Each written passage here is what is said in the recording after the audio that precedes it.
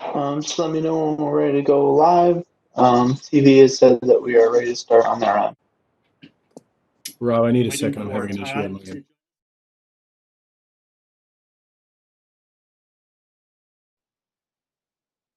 Take a powder, Todd. Let us know when you're ready.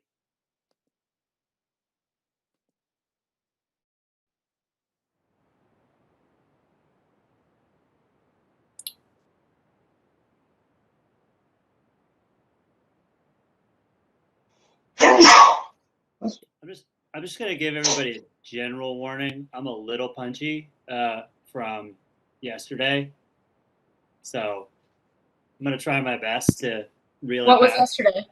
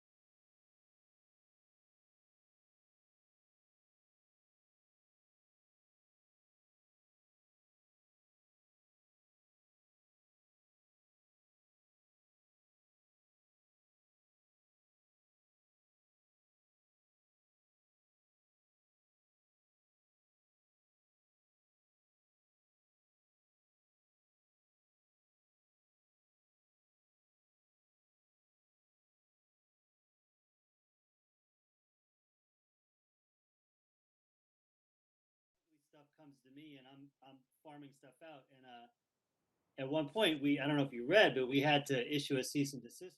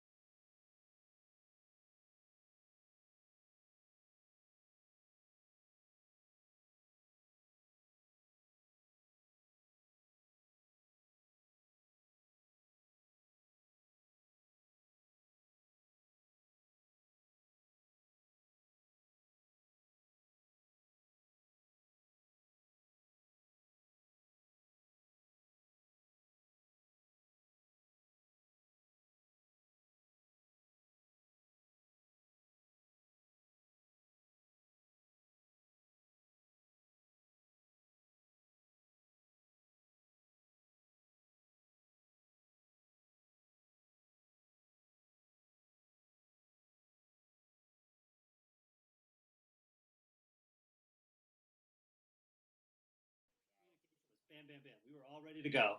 We had our ducks in a row, and we were ready to go. And then it was like, we didn't.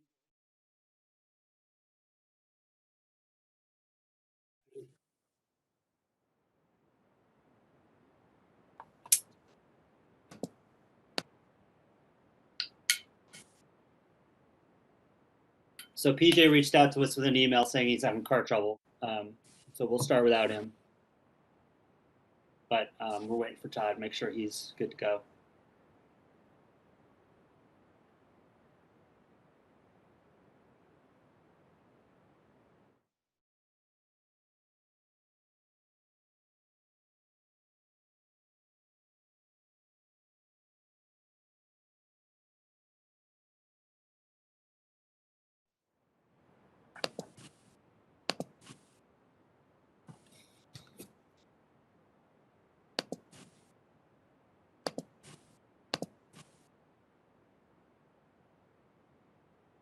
Hey, Kev, as a question only while we have time from that Todd is still setting things up. So are you guys set up collaboration too? Like, let's say things are calm in Connecticut, but all of a sudden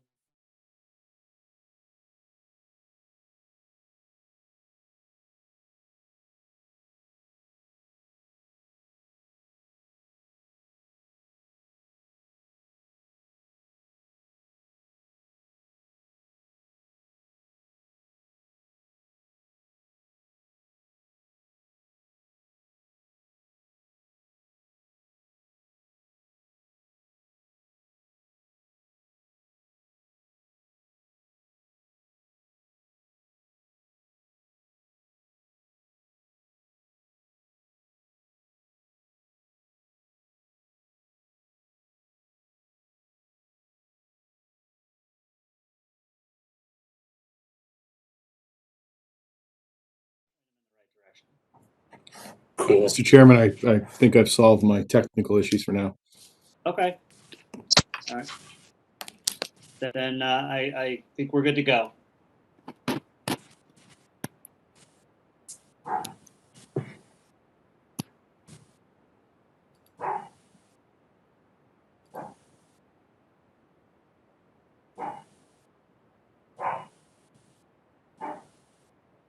Someone just give me the high sign when we're ready to go.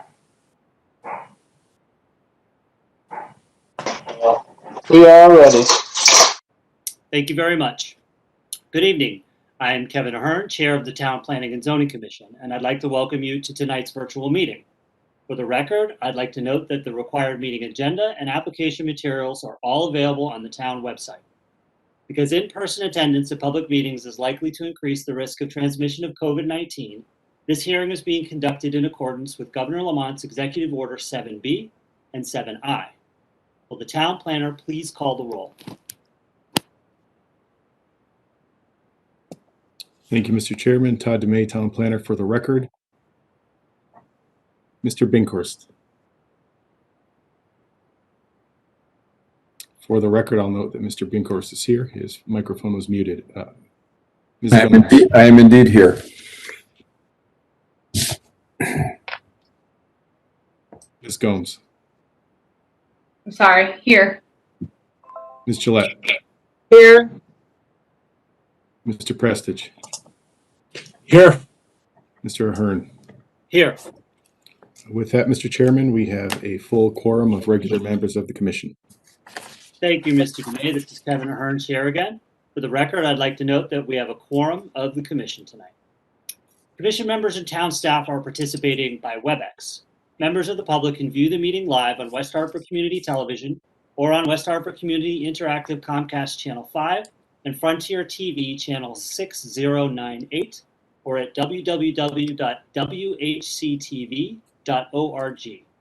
The meeting is also being recorded for on-demand viewing, which will be available on the town's website. Because of the virtual format of this meeting, there are some special rules and procedures that I need to cover before I begin. First, I ask that all participants please mute the microphones on your devices when you are not speaking. Second, pursuant to Executive Order 7B, all speakers must state their name and title each time they speak. Also, I will ask members of the commission and staff to not address other participants directly. Comments and requests for information must be made through the chair. After you state your name, simply preface your question or comment with "through the chair," and I will recognize the person who is the most appropriate to respond. With that, will the town planner please proceed with the first matter on our agenda? One moment, Mr. Chairman.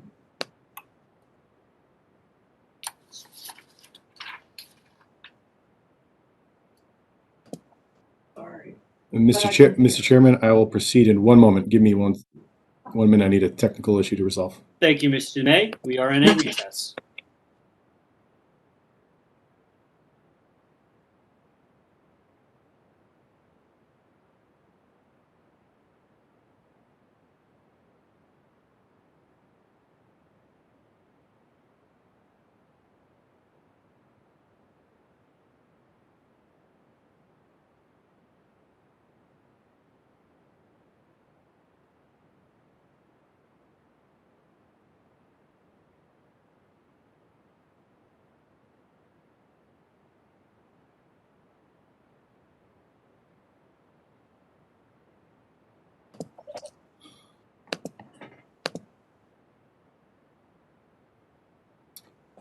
Thank you, Mr. Chairman. Todd Dumais, Town Planner, for the record. The first item on our agenda are the approval of our meeting minutes from our regular meeting on Monday, October 5th, 2020.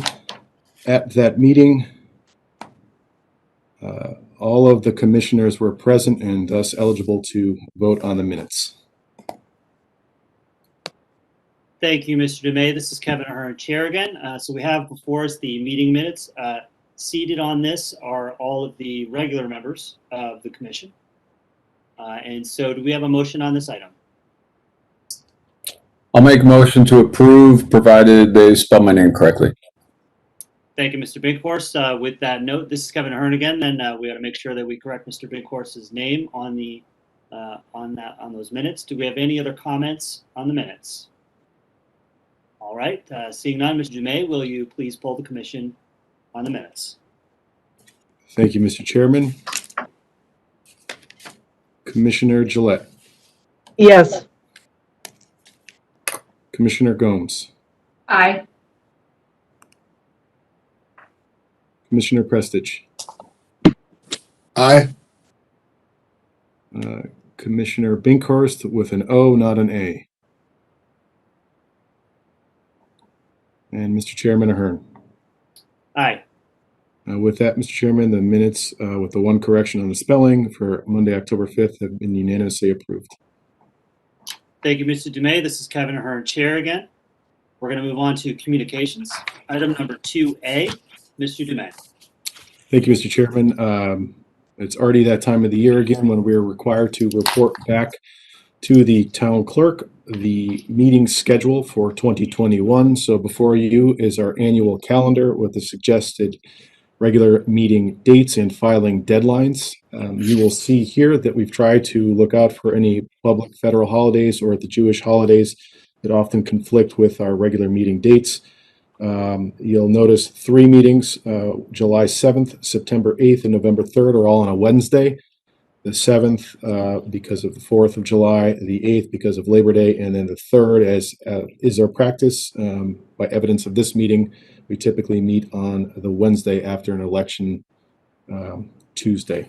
So if there are no further comments or suggested edits, we do need a motion on this so I can transmit this to the town clerk. Thank you, Mr. Dumais. This is Kevin Ahern, Chair again. Do we have a motion to accept the 2021 calendar? I'll make a motion, Mr. Chairman. I make a motion to accept the 2021 proposed TPZ meeting and filing dates. Thank you, Ms. Gomes. Again, this is Kevin Ahern, Chair again. I'd just like to note for the record, for the remainder of the meeting, we need only a motion and not a second at the moment. Ms. Gomes, do you have any comments on the calendar? None. Thank you. Thank you, Ms. Gomes. This is Kevin Ahern, Chair again. Do we have any other comments on the calendar before we take a vote? Okay, let me try your minds. Mr. Dumais, will you please call the roll? Thank you, Mr. Chairman. Todd Dumais for the record. Ms. Gillette. I'll note for the record, Ms. Gillette. Aye. Mr. Aye. Binkhorst. Aye. Ms. Gomes. Aye. Mr. Prestige. Aye. Mr. Ahern. Aye. With that, Mr. Chairman, the 2021 TPZ annual calendar was unanimously accepted. Thank you, Mr. Dumais. This is Kevin Ahern, Chair again. The next item up is in communications. Item 2B, Mr. Dumais. Thank you, Mr. Chairman. This is a communication item. It's a notification of a proposed modification for approved wetland permit IWW permit number 1084. On the agenda items and in your mailing packet, everyone should have seen this application. If you recall, back in 2018, as part of application 1084, the Wetlands Agency approved a regulated activity that's solely within an upland review. This is for property at the northeast corner of the intersection of Berkshire Road and New Britain Avenue. There is some disturbance in an upland review area. The plans that were sent out include a slight modification over your approval, and that modification was for slight increase in the total permitted disturbance in the upland review area. The overall disturbance, temporary or otherwise, remains the same. The regulated resource is identified on the maps that you can see in the information and materials as across the street, across New Britain Avenue. There is no direct impact proposed. The plan includes soil and erosion control plans. Consistent with our regulations, inland wetland regulations under 11.6, I feel that this is warranted a designated agent approval, but since you approve this as a wetlands permit, I'm seeking your authorization that this does not require a full amendment to that approved plan. I would also like to point out for the record that further down on our agenda as a new business item, the town has since done a wetland delineation assessment of Wolcott Park, which is the wetland resource that's identified on the maps in front of you. And that wetland area is in fact not a wetland at all based on an on-site soil survey, but that will be subject to a public hearing later in December. So in fact, this site will become completely out of any upland review area. Just wanted to point that out, and I'm happy to answer any questions.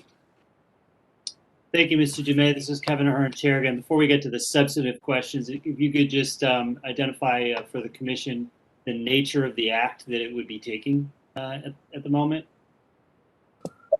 So the nature of the act would be a concurrence that the proposed modification is not inconsistent with the permit you already granted under 1084, and that there is no material change to the overall activity proposed in the review area, the regulated review area, and that based on the information you're being shown, that change doesn't necessitate a full hearing or a modification as part of our wetland permitting process. Thank you, Mr. Dumais. This is Kevin Ahern, Chair again. Do we have any questions as to this request? Seeing none, do we have a motion on this request? Mr. Prestige. I would move to make the determination as so well characterized by Mr. Dumais. Thank you, Mr. Prestige. This is Kevin Ahern, Chair again. Mr. Prestige, do you have any further comment on this? It's the other side of the street, and as Mr. Dumais had characterized, it's minor and it's similar enough without question, at least to me, that's similar enough that it doesn't warrant a new application. Thank you, Mr. Prestige. This is Kevin Ahern, Chair again. Do we have any other comments on this item?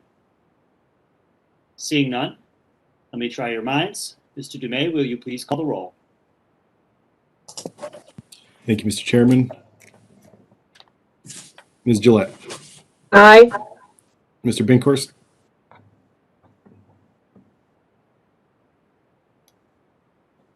Aye. Ms. Gomes. Aye. Mr. Prestige. Aye. Mr. Ahern. Aye. With that, that's a unanimous finding that the proposed modification does not warrant a new application for inland wetland number 1084.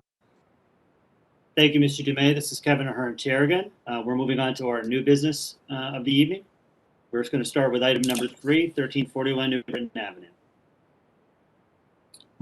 Thank you, Mr. Chairman. Todd Dumais, Town Planner. For the record, this item, 1341 New Britain Avenue, Wolcott Park, application inland wetland 1128 of the Director of Leisure Services, Town of West Hartford, is requesting approval of a map amendment to the official inland wetland and watercourse map of the Town of West Hartford. The proposed amendment is based on an on-site soil survey prepared by a professional soil scientist. Submitted for agency receipt on November 4th. Suggest required public hearing be scheduled for December 7th, 2020. Thank you, Mr. Dumais. So we have for us a map amendment request. This is a required public hearing. Do we have a motion on this item?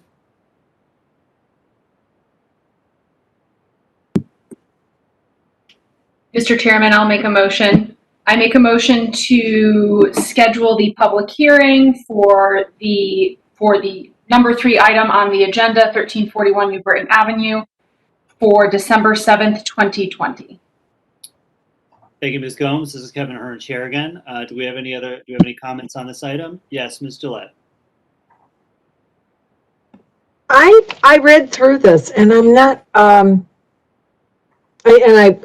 it's not so much a wetlands issue, but any increase to impervious area is marginally detrimental, and I didn't really see a justification for increasing the parking lot. And I would like to hear something about that. I think that your comments might be better suited for the next item, which is the substantive inland wetlands application. Item number 3 is the map amendment. All right. Okay. Thanks. Never Any mind. comments on the map amendment? Okay. Then we have the motion before us by Ms. Gomes. Then let me try your minds. Mr. Dumais, please call the roll.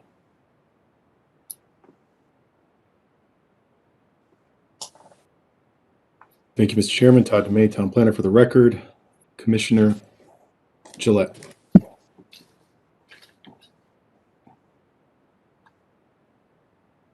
Commissioner Gillette. Aye. Mr. Binkhurst. Aye. Ms. Gomes. Aye. Mr. Prestige. Aye. Mr. Ahern. Aye. With that, application number 1128 of the Town of West Hartford for an official inland wetland watercourse map amendment has been scheduled for hearing on December 7th. Thank you, Mr. Dumais. This is Kevin Ahern, Chair again. Next up is item number 4, also 1341 New Britain Avenue. Thank you, Mr. Chairman. 1341 New Britain Avenue, Wolcott Park, application inland wetland 1130 of Helen Rubino Turco, Director of Leisure Services of the Town of West Hartford, requesting approval of an inland wetland and watercourse permit to conduct certain regulated activities which may have an adverse impact on a wetland area. The applicant is proposing to reconfigure and expand the existing western parking lot to make associated site improvements.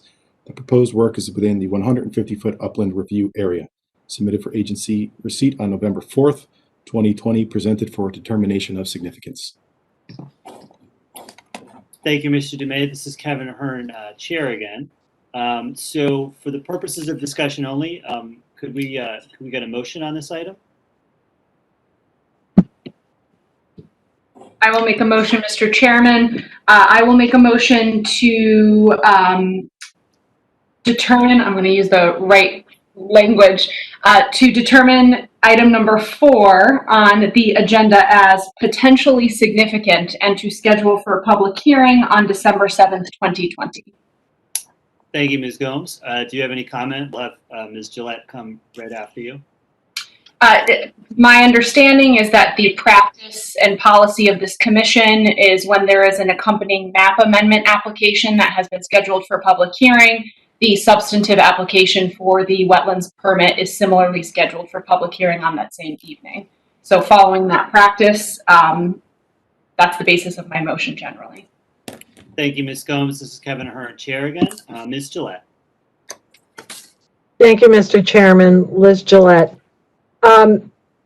Again, if we have accepted the map change, it appears there is no,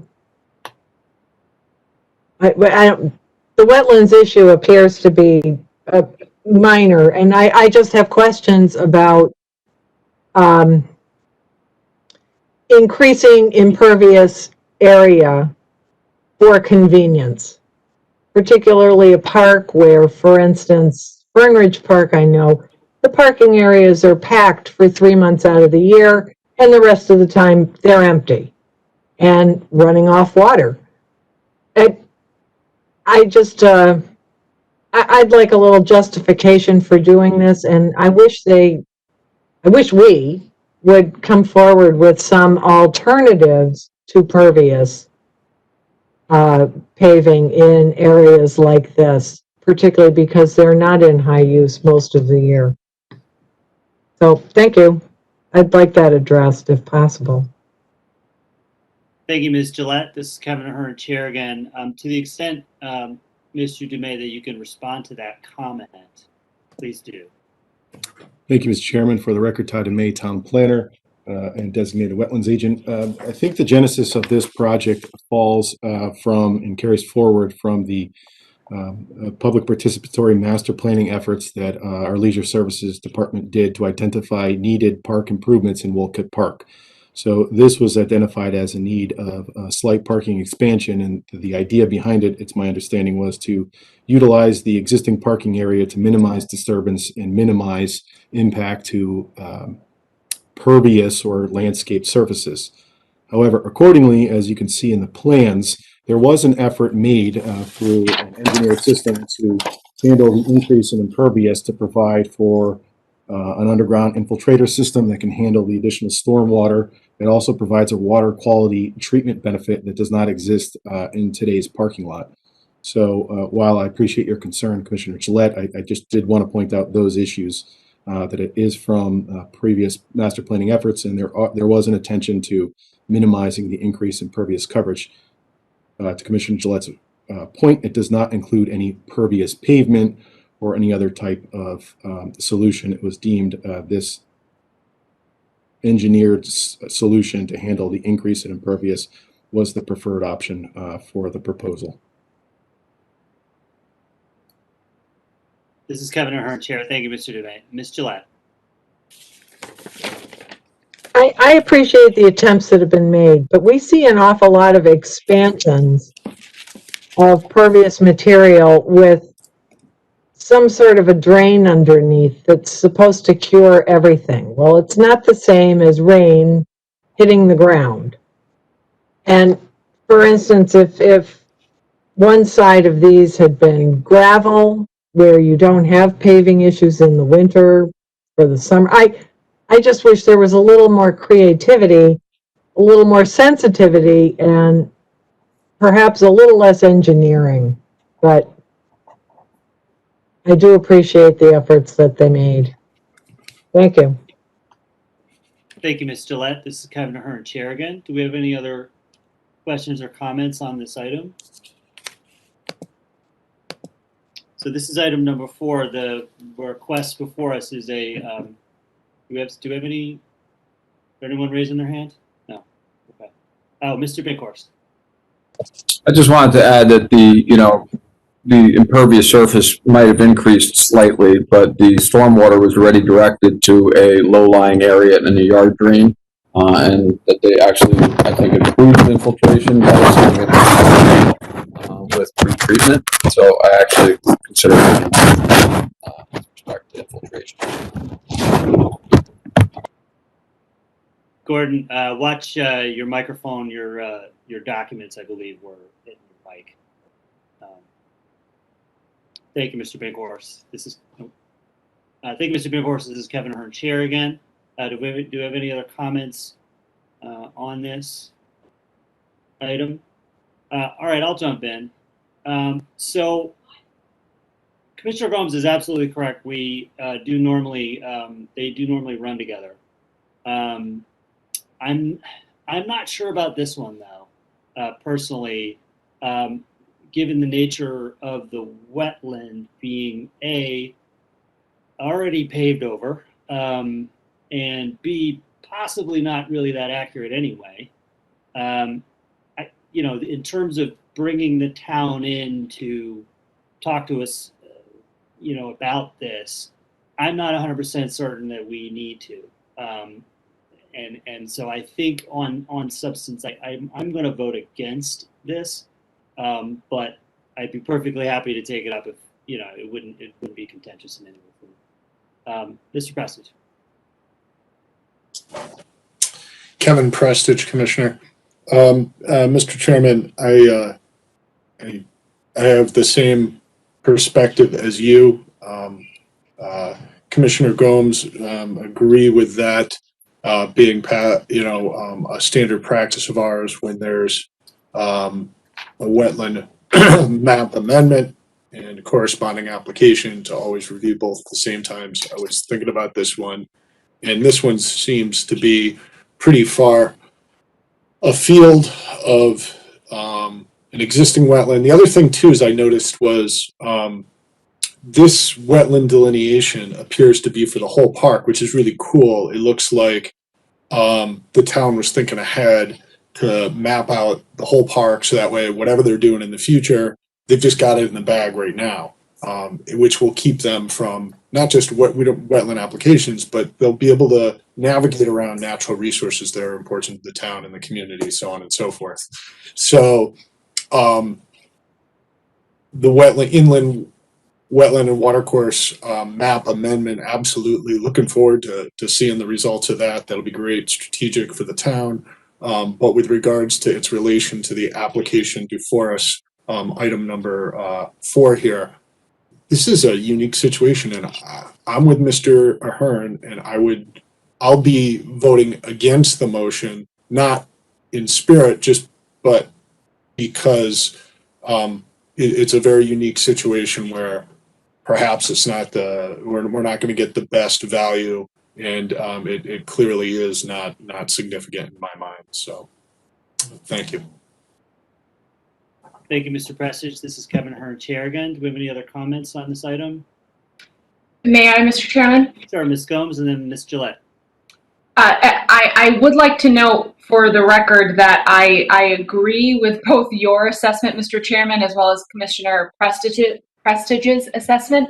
I was operating under the assumption that since I've been under this commission, just the standard practice and every single map amendment and accompanying wetlands permit application that has ever come before this commission, while I have been on it, has always simultaneously been scheduled for just a joint public hearing. That being said, I agree with both of your assessments that this is relatively minor. I do believe that it is not significant in terms of the actual work being proposed. I was simply operating under the understanding that that was just the standard commission practice. So, and perhaps this is, I don't know if this would be appropriate, Mr. Dumais.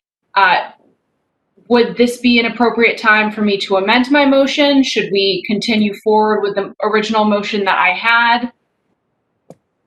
This is Kevin Ahern, Chair again. Commissioner Gomes, I was really hoping we were going to have a split vote on this one. We need to have something exciting happen. No, the headline is ruined. Okay, I'm sorry. But just before Liz goes, I just want to follow up. Procedurally, I don't remember any instance in which I've split the vote myself on something like this. So you're not wrong. I actually, and I frankly am surprised I got anyone to come with me on this. Ms. Gillette. I appreciate the remarks being made. I guess I'm going to be a no vote. No, I'm going to be a yes vote. For which motion? Sorry. For motion number 4. I really feel, and it may not be perfectly applicable, and I'm happy to be in the minority on this. This is not the best alternative. I think we approve these things routinely. We need to do better. And I would like to have seen a little more care and thought put into this. On the other hand, I don't think it's going to have a tremendous impact on the wetland, but I think we need to stop sort of rolling over on pave it and plummet, and that's it. So I will be voting yes. Thank you, Ms. Gillette. This is Kevin Ahern, Chair again. Any other comments on this item? All right, let's see how this one goes. Mr. Dumais, will you please call the roll? Thank you, Mr. Chairman. Ms. Gillette. Yes. Mr. Binkhorst.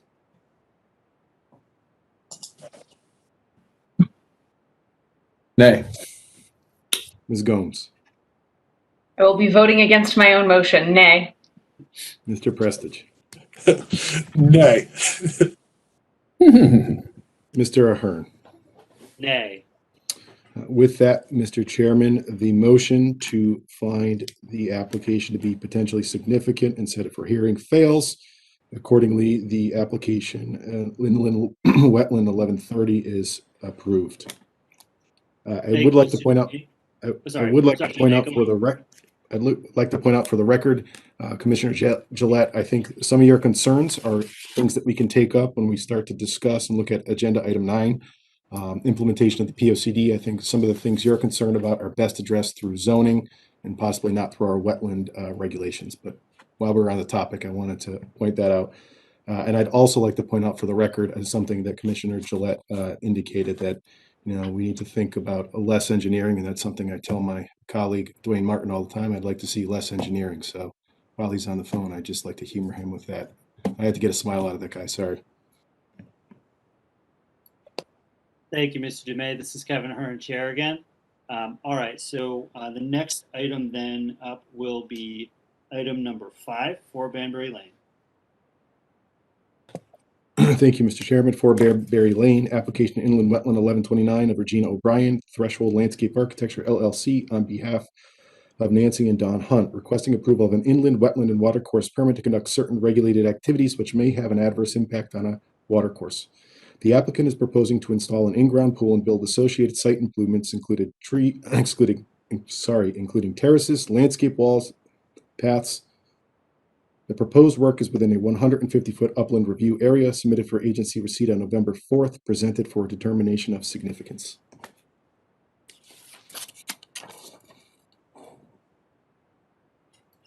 Thank you, Mr. Demay. Questions on this item? Ms. Gillette? I move we set for public hearing for a finding of significance. This is Kevin Ahern, Chair again. Thank you, Ms. Gillette. The motion on is a finding of significance. Ms. Gillette, any comments? It's right next to a pond. I just, this to me is just an obvious one that I think we really need to know more about. Thank you. Thank you, Ms. Gillette. This is Kevin Ahern, Chair again. Any other comments on this item? All right. I would- Seeing none, I will, Mr. Bankhorst, please. I would agree with Commissioner Gillette in terms of the proximity to the surface water body. And also if we could apprise the applicant to address drainage from the pool structure, which I don't see anywhere in the plans. And also the disposition of any fill that might be removed, although it might be a net increase at the site, the way it looks. Thank you. Thank you, Mr. Binkhorst. This is Kevin Ahern, Chair again. Any other comments? Mr. Demay, you have a comment? Question, Mr. Chairman. Yes, please proceed. Mr. Chairman, through you to the entire commission. On the application materials, the applicant did note, I wanted to point out for the record, to make sure this is something you would like staff to explore more with the applicant. There is a notation of the existing steps and landing at the pond edge to be renovated. However, there is no additional detailed plans, and I assume that's something you would like to see further detailed, since that's right immediately adjacent to and potentially in the water body confluence, correct? Commissioner Bankhorst, I would concur with that. Thank you, Mr. Demay. So, I think in terms of polling the commission, Mr. Prestige, please. Kevin Prestige, Commissioner.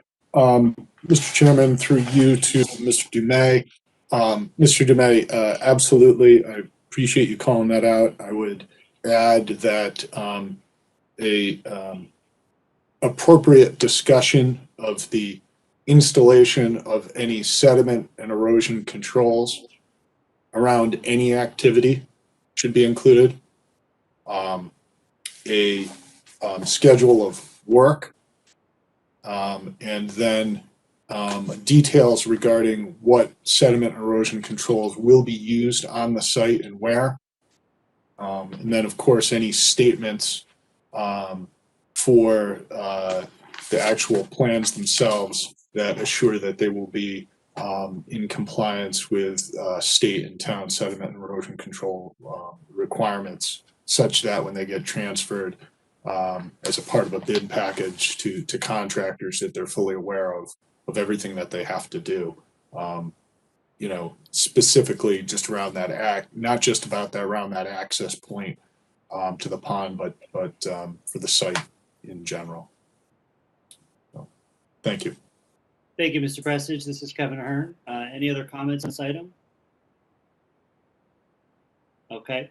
I'll just weigh in on, I think one thing for me, I want to make it clear that the commission is always very sensitive about applications coming from residential homeowners and the costs that come with having to do a presentation to the commission regarding inland wetlands. However, this is unquestionably, in my mind, and I think in the commission's mind, a significant item.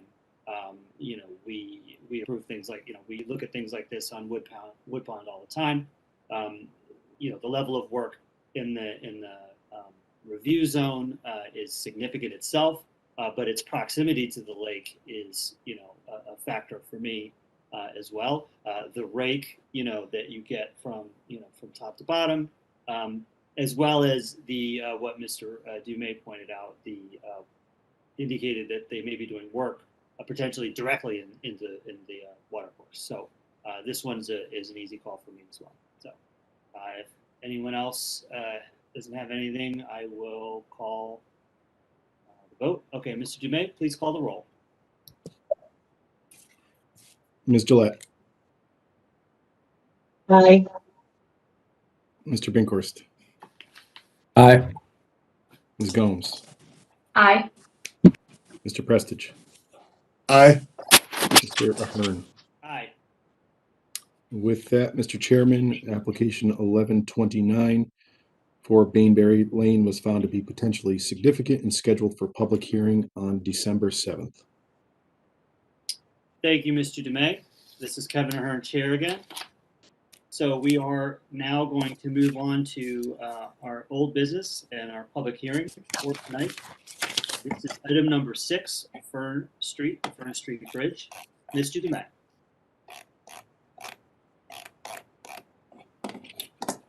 Sorry, just a programming question for you, Mr. Dumais. Should I launch into the script on this first before you start? Mr. Chairman, I could read the legal notice. That way you can skip some of the redundancy in the script if you choose, and then we can launch into the script for conducting the public I would hearing appreciate portion. that. Thank you. Sure. West Hartford Plan and Zoning Commission legal notice. The Town of West Hartford Plan and Zoning Commission, also acting as the Inland Wetland and Watercourse Agency, will hold a regular meeting at 6 p.m. on Wednesday, November 4th. The public hearing will convene at 6:15 p.m. or soon thereafter, as the matter may be heard on the following: Fern Street Bridge, Town of West Hartford, application Inland Wetland 1127 of the Engineering Division of the Town of West Hartford, requesting approval of an inland wetland and watercourse permit to conduct certain regulated activities which may have an adverse impact on a wetland area. The applicant is proposing to replace the Fern Street Bridge, including a realignment of the west branch of the Trout Brook for approximately 200 feet upstream of the bridge. The proposed work is within both a watercourse and 150-foot upland review area, submitted for agency receipt on October 5th, determined to be potentially significant and scheduled for public hearing on November 3rd. At this hearing, interested persons may be heard and written communication received as outlined below. The application is available for public review by visiting the town's website and following this navigation path. Government tab, boards and commissions, town planning and zoning, inland wetland and watercourse agency, next meeting agenda, or by email request to comment.tpz@westhartfordct.gov. Virtual meeting viewing instructions. The public hearings will be broadcast live on television, West Hartford Community Interactive Comcast Channel 5, and from Frontier TV Channel 6098, and streamed live at www.whct.org. Audio comment. Any interested persons may participate in real time by calling 1-408-418-9388 and using the following access code: 173-758-7807 at 6:15 p.m. Participants using caller ID blocking will not be permitted to participate. Participants will be called in the order in which their call was received. When prompted by the moderator, the chair and/or moderator, participants will have the permission to speak on matters germane to the hearing. Written comment. Any interested person may submit written comment via email to comment.tpz@westhartfordct.gov or via mail to the Town Planning and Zoning Commission, Zoning Office, Room 214, Town Hall, 50 South Main Street, West Hartford, Connecticut. Written comments will be made part of the record at the November 4th, 2020 hearing and posted on the town's website. In order to be included as part of the record, comments must meet the following requirements. Comments must be received no later than 3:30 p.m. on Wednesday, November 4th. The subject of the email shall be Inland Wetland Application 1127, Fern Street Bridge. The body of the email address must begin with the interested person's name and street address, and comments must be germane to the application and not longer than 500 words. Posted on 10/21/20 on the town's website. Kevin Ahern, TPZ IWWA Chairman, Todd DeMay, Town Planner, IWWA Administrative Officer.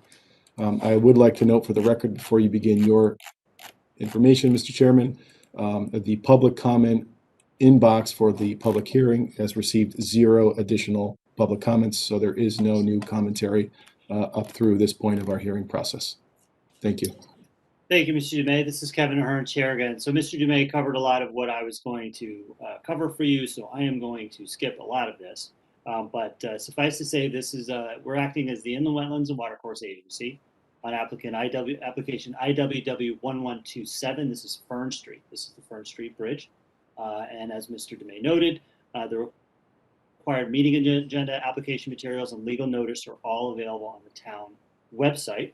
And because in-person attendance at public meetings is likely to increase the risk of transmission of COVID-19, this hearing is being conducted in accordance with Governor Lamont's Executive Order number 7B and number 7I.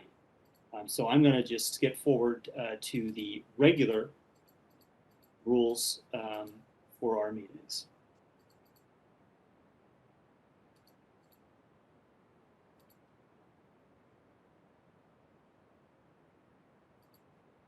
Actually, I'm going to just get quickly to, for those who are calling in, I want to note that all speakers should keep their comments brief and germane to the application. So obscene, offensive, or threatening language will not be tolerated. Anyone who violates this rule will receive a warning. And if the conduct continues, I will ask the moderator to mute that person's phone line for the remainder of the meeting. If the violation is egregious, that person will be muted immediately. And so Mr. Dumais has covered the fact that you can submit comments in writing to the commission, and so I'll move past that. So I'm going to outline the rules of engagement and how the commission operates a public hearing, and this is directed to the attendees. So those presenting and commenting should state their name and address for the record. Please spell your name. The commissioners may ask questions during the testimony of the applicant. All questions and comments will be directed to the chair. We will hold questions and comments until the end of the applicant's presentation or to the end of a logical break in the applicant's presentation. Following the testimony of the applicant, the public will have a chance to comment about the current application in the following order and in the manner previously described. And that will be first those wishing to speak in favor of the application, then those wishing to speak in opposition to the application, and then finally those wishing to speak but neither in favor nor in opposition. Upon conclusion of the public's comments, the applicant will have an opportunity to address the opinions expressed. Upon conclusion of the applicant's rebuttal, and if there are no further questions from the commissioners, the public hearing will be closed. It is the practice of the commission to render a decision on an application the same night following all items on the public meeting agenda. I would just like to note that this is the point in the meeting that I would normally tell people to shut off their cell phones or put them on vibrate, but since we're not all in the same room, you could probably just mute your devices. So I'd like to conclude by thanking everyone in advance for your patience. This virtual format can be difficult to manage, but we remain committed to the principles of open and transparent government, and we will strive to ensure that every interested party has a meaningful opportunity to provide input. So with that, will the applicant please proceed with their presentation? Thank you, Mr. Chair. It's Dwayne Martin, the West Hartford Town Engineer. Hopefully you guys can all hear me tonight. Just wanted to go through introductions and then give a brief background on the project before we go into our PowerPoint presentation. So again, Dwayne Martin, West Hartford Town Engineer. The town hired Mylona McBroom, an engineering firm, to perform the design of this Fern Street Bridge replacement project. And so from my Landmark Room tonight, helping with the presentation are Shelley Plude, project manager, bridge designer, Matthew Sanford, who handled the permitting, and then Gary Nash, who handled the hydraulics and the design related to that. The bridge, again, is Fern Street Bridge near Fern Ridge Park.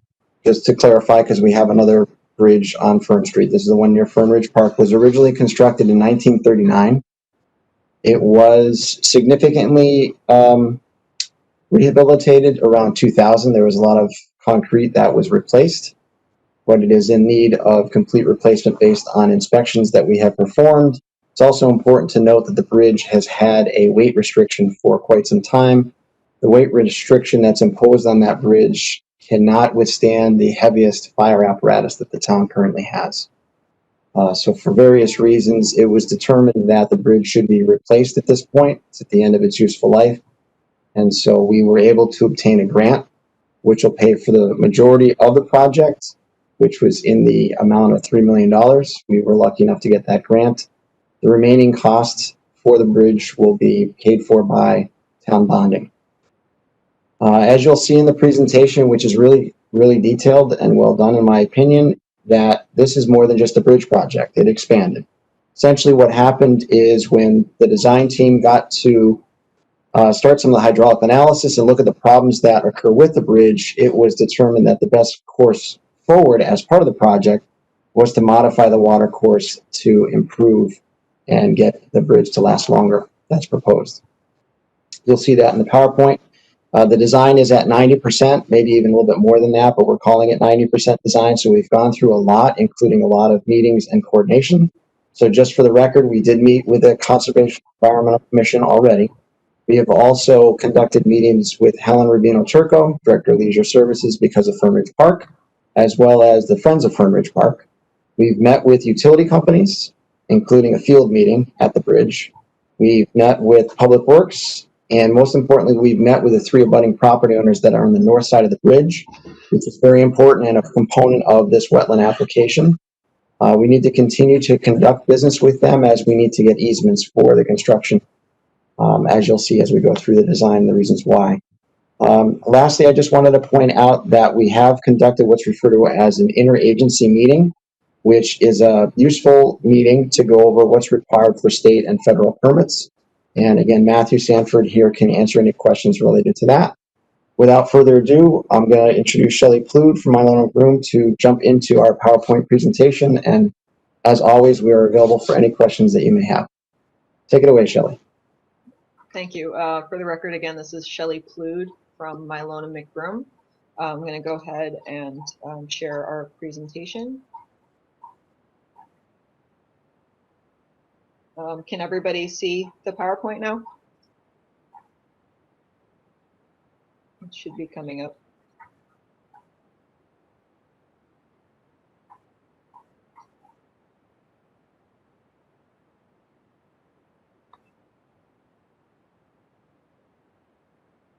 All right, it says on my end that I'm sharing. Is it visible to anybody? Interesting.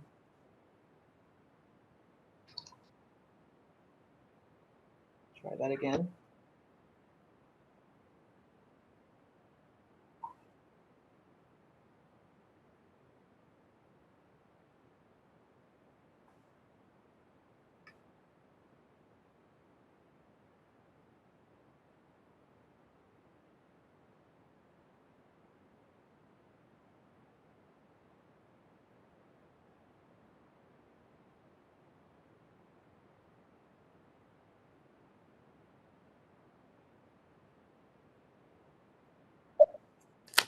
Mr. Chairman, if I may have the floor for a moment. Thank you, Mr. Demay. You might. Todd DeMay for the record. Shelley, if you want to stop sharing, Rob, if you want to make me the presenter, it looks like it's interfering with her bandwidth. I can pull the presentation up on my end and we can proceed accordingly.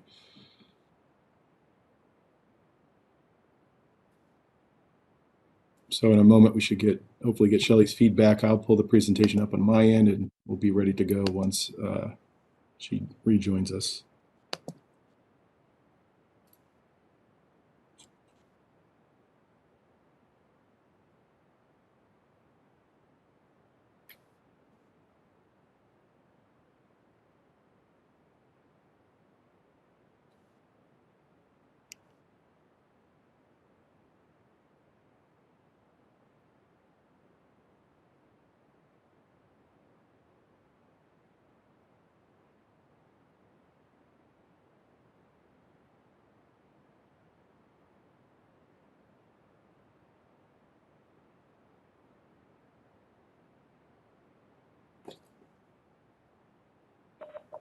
Mr. Dumay, I'm here. I'm just changing devices. Thank you, Mr. Chairman.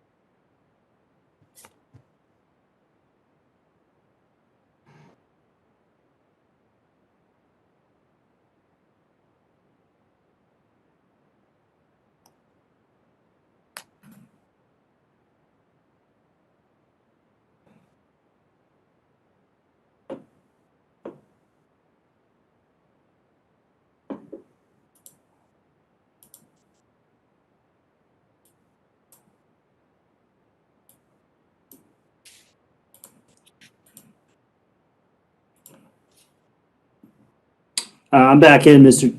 Dumay. Can you proceed, or are you still in a delay? I'm in a delay.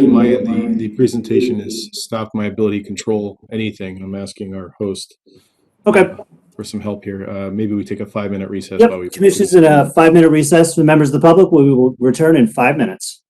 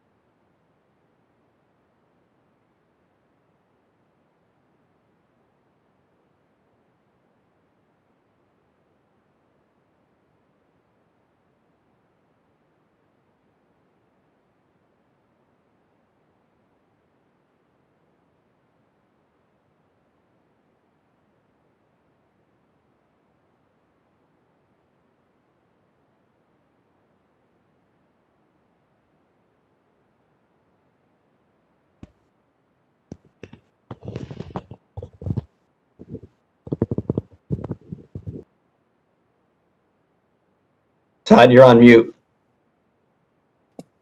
Mr. Chairman, I think we're all set to resume. I see our applicant's engineer back online, Ms. Plude, and I should have ability to share the presentation whenever we're all back.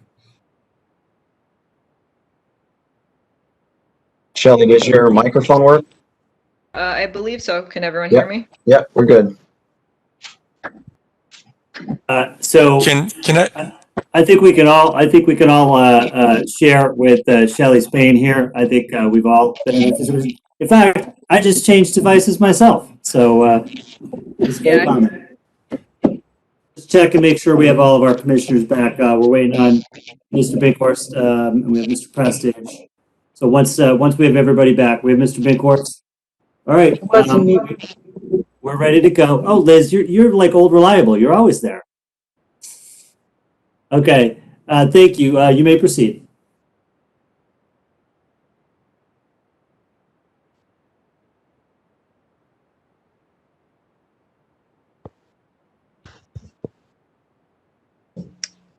Okay. If we could go to the next slide, we can just start with the presentation. One more. So I'm sure most of you are familiar with our project location. As Dwayne mentioned, we are the Fern Street Bridge that is adjacent to Fern Ridge Park. Next slide, please. This is a quick aerial so that everyone can understand what we're talking about. As Dwayne alluded to, this originally began as a bridge replacement project for structural purposes. As we got into the design of the bridge, it became apparent fairly early on that there was not much that we were going to be able to do to significantly improve the hydraulics or the flood conditions at this bridge because the bridge is significantly undersized.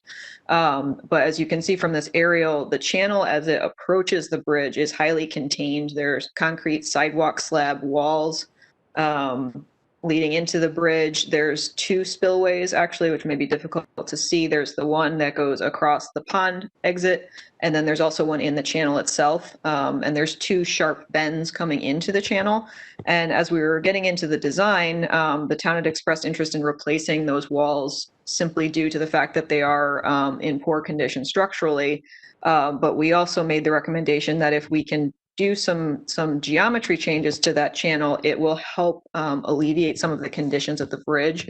That geometry is causing both scour and sedimentation buildup in the channel. That sedimentation buildup in particular, which is driven largely by the pond outlet, is actually restricting the waterway opening and making a bridge that is already hydraulically undersized. It's simply worsening that condition.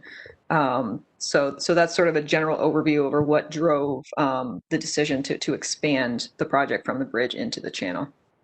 Go to the next slide. Just a brief overview so that everyone's aware of the flood conditions at this site. The striped blue and orange area that runs down the center, that's the floodway. It is fairly wide, significantly wider than the channel. The blue represents the 100-year flood. So you can see the amount of water that is coming through this area and how that was going to be difficult for us to try and contain here. The next slide. Just a brief overview of the structure. As Dwayne mentioned, the bridge was built in 1939. The current span is about 24 feet. It's perpendicular to the roadway. That'll be important as I get into the design later on. The structure is in deteriorating condition. The repairs that were previously made are not holding up. Also important is that the bridge is scour critical. So what that means is the footings are not very deep. That's driven in large part by the fact that we have a 36-inch MDC water main below the bridge, so the footings could only extend as far as that water main allowed them to. And on the eastern side of the bridge, because of the channel geometry, there's a lot of velocity being pushed up against that abutment, and that footing has become exposed. And so there's the potential that as that continues, that footing gets undermined. Hydraulically, again, we have a lot of flows going through here, over 1,400 CFS.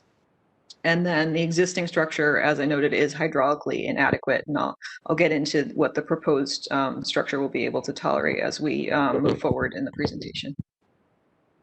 Next slide. Just a few quick photos. I'm sure everyone's familiar with the site. As you can see, it's a low-lying area. There is development on the northern side. We have residential properties. On the southern side, we have the park. Next slide. Continue.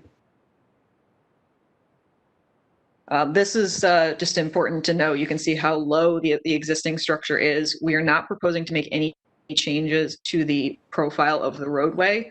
So the existing low chord, the existing roadway elevations are generally going to be maintained.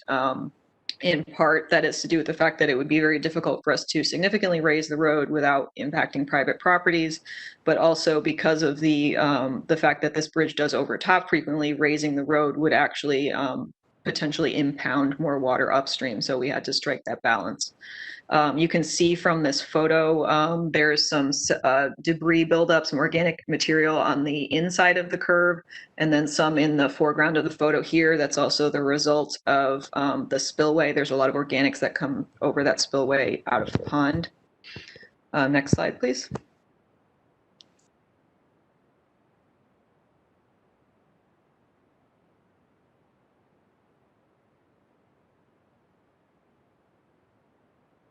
And next slide, please. And then this is looking into the park. So obviously when you get a heavy rain, this flows very full very quickly. You can see that the pond spillway, the water surface in the pond and the water course equalize pretty rapidly. Next slide, please.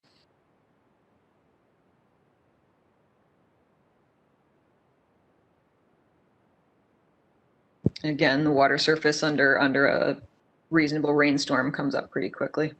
Next slide. Just some photos of those deteriorating repairs. That was previously repaired concrete. As you can see, it's cracked through. So it's just the structural justification for why this project needs to move forward. Next, please. And next, please.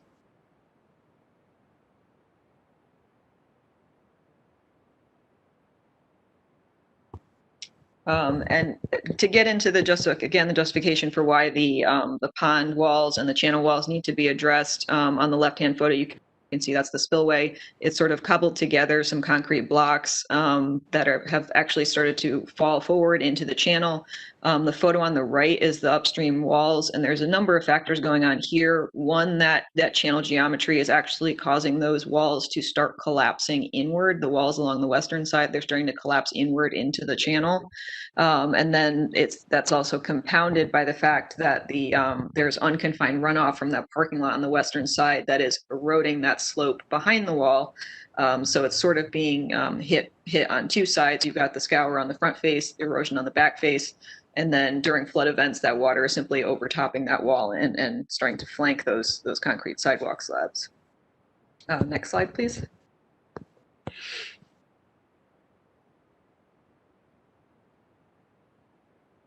On the downstream side, this wall will be impacted. I'll get into that as we talk about the design. I just want to show you the condition of the downstream wall. There's a lot of trees that are growing out through that, so it is in deteriorating condition. Next slide, please.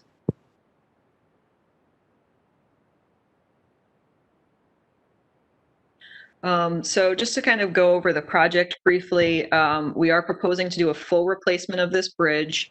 It'll be replaced with a pre-stressed concrete box beam superstructure, and I'll have an example of what that looks like later on in the presentation. It'll be supported by short integral abutments, so this allows us to stay above that water main. That's a driving factor in the design there. We are increasing from a 24-foot span to a 33-foot span. We're getting a little bit of increased hydraulic capacity.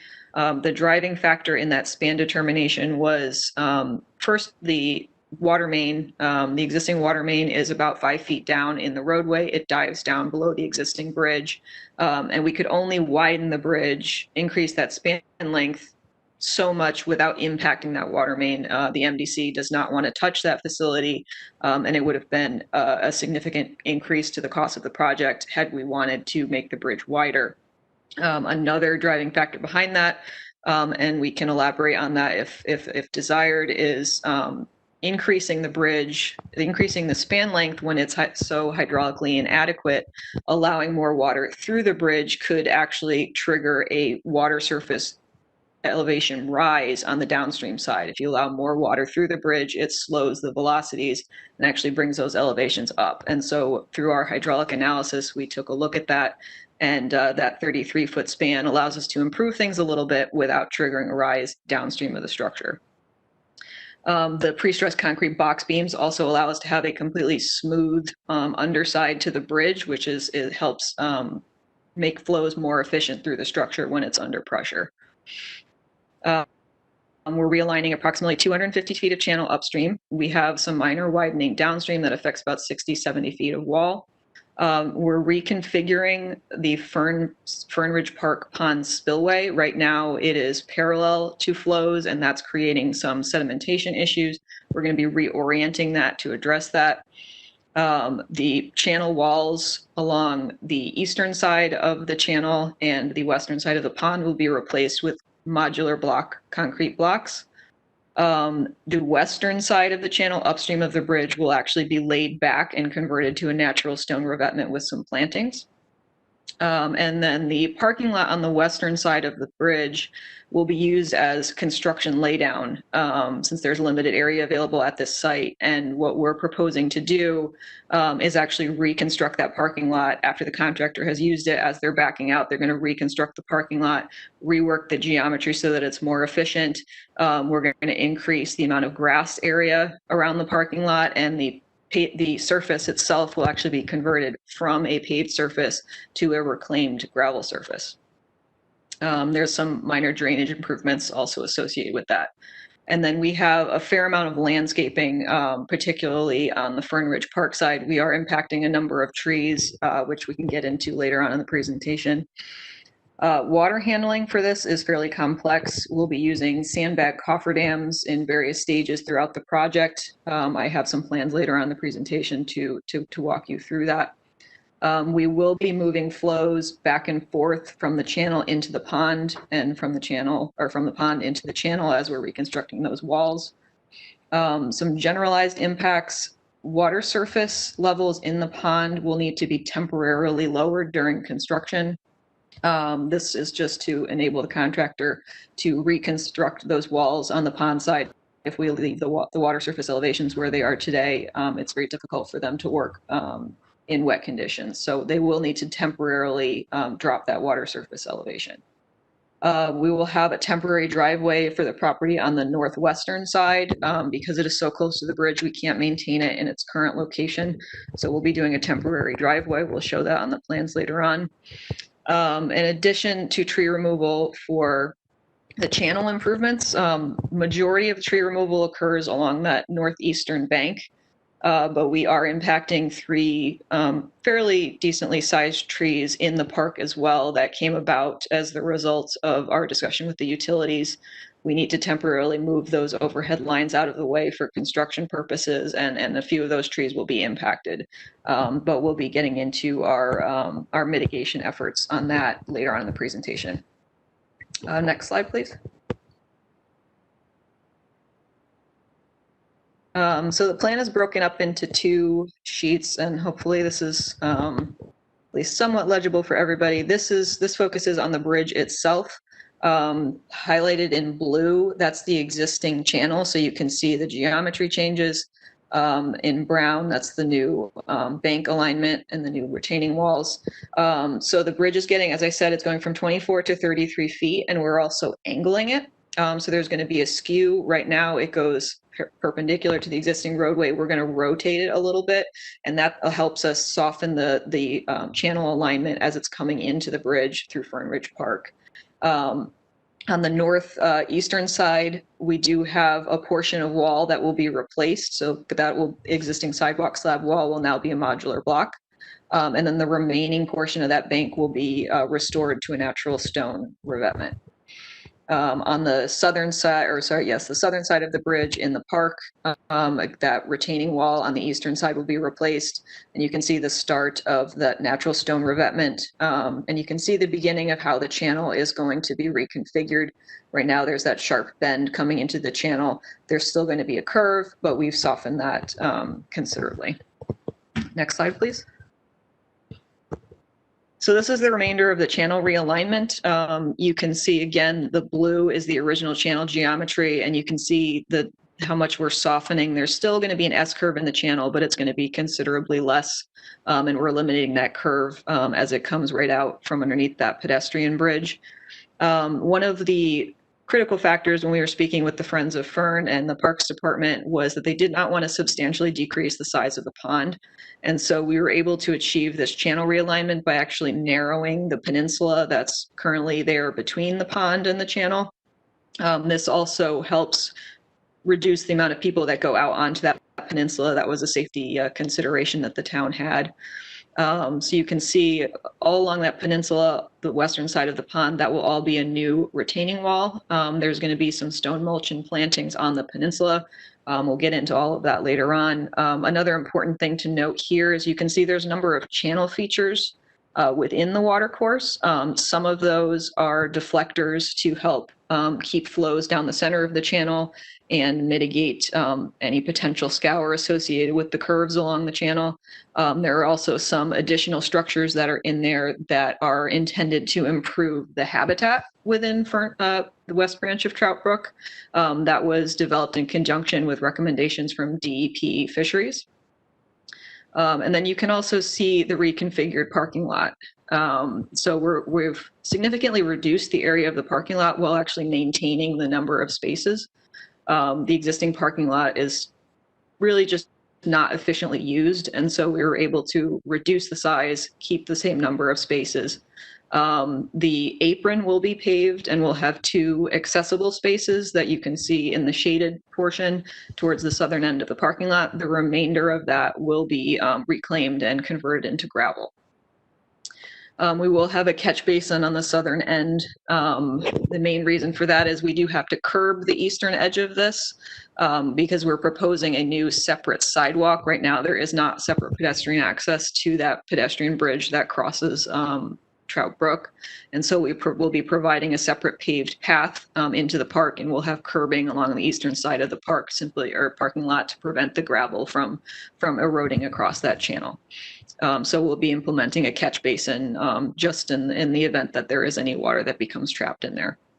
And we'll also be introducing a small bench seating area and overlook that'll complement the landscaping nicely. Next slide, please.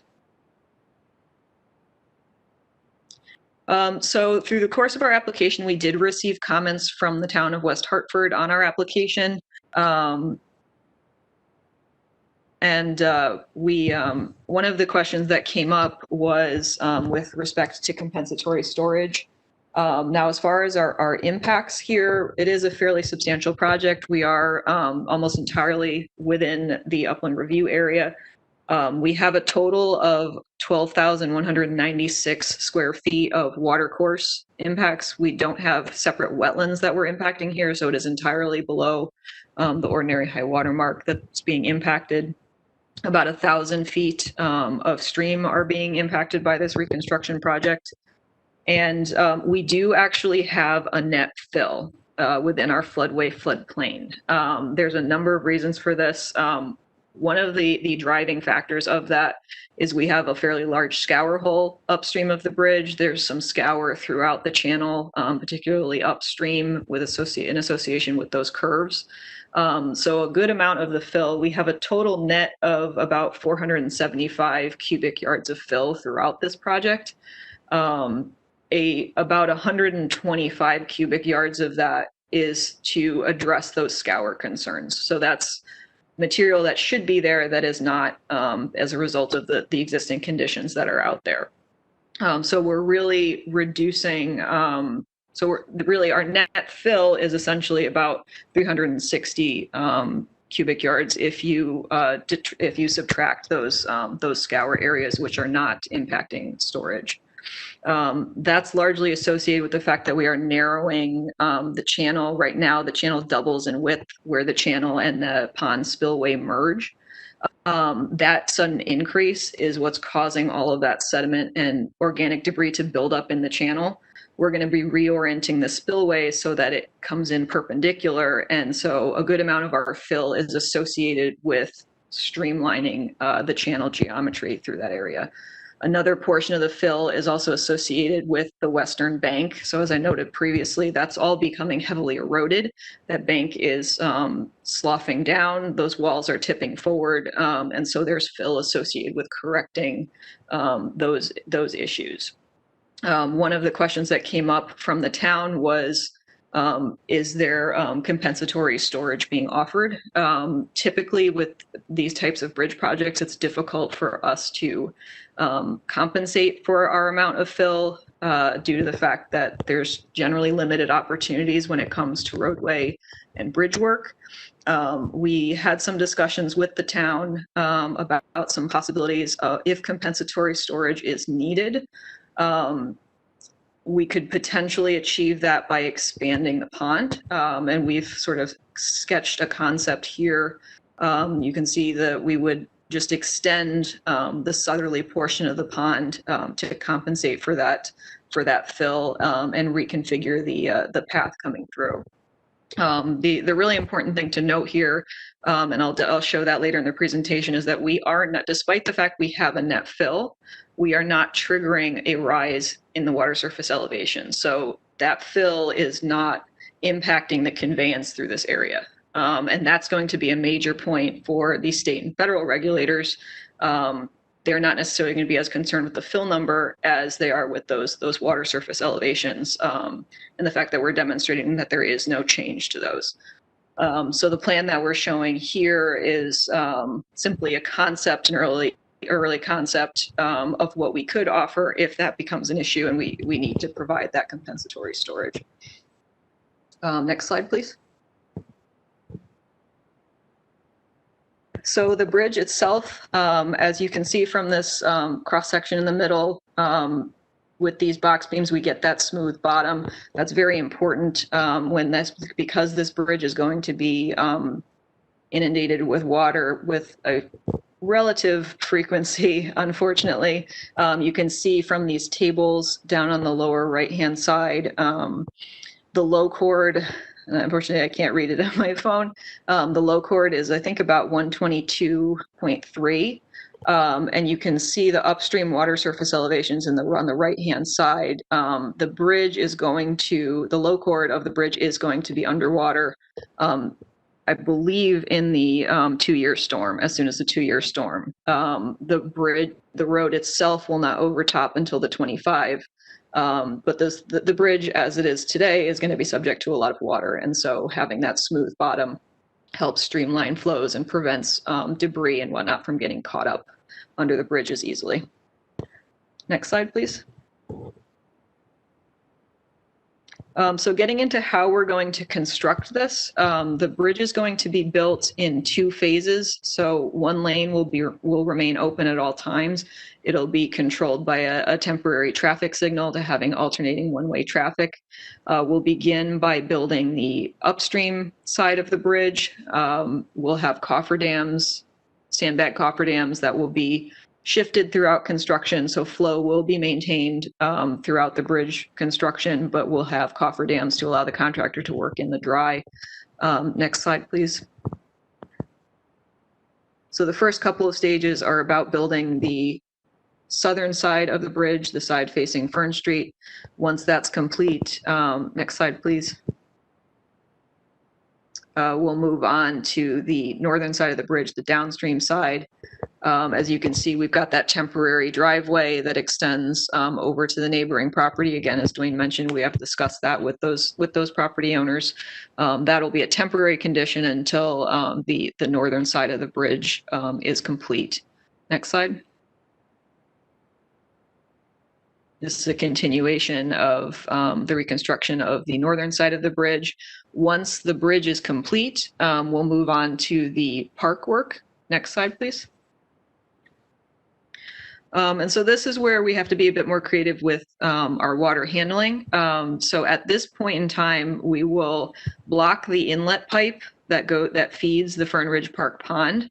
The contractor may need to draw down the water surface elevation in the pond in order to be able to do his work. We are including provisions in the contract for any aquatic wildlife that may be in the pond. There may be still some fish. I know that the pond is stocked. If there's any other critters and creatures in there, we have provisions that they'll be relocated either into West Branch of Trout Brook or into an acceptable alternative site within the town of West Hartford.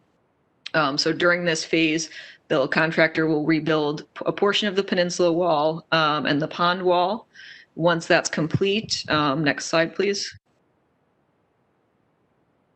Once that's complete, we'll open up that existing inlet pipe into a temporary channel that'll be lined with riprap.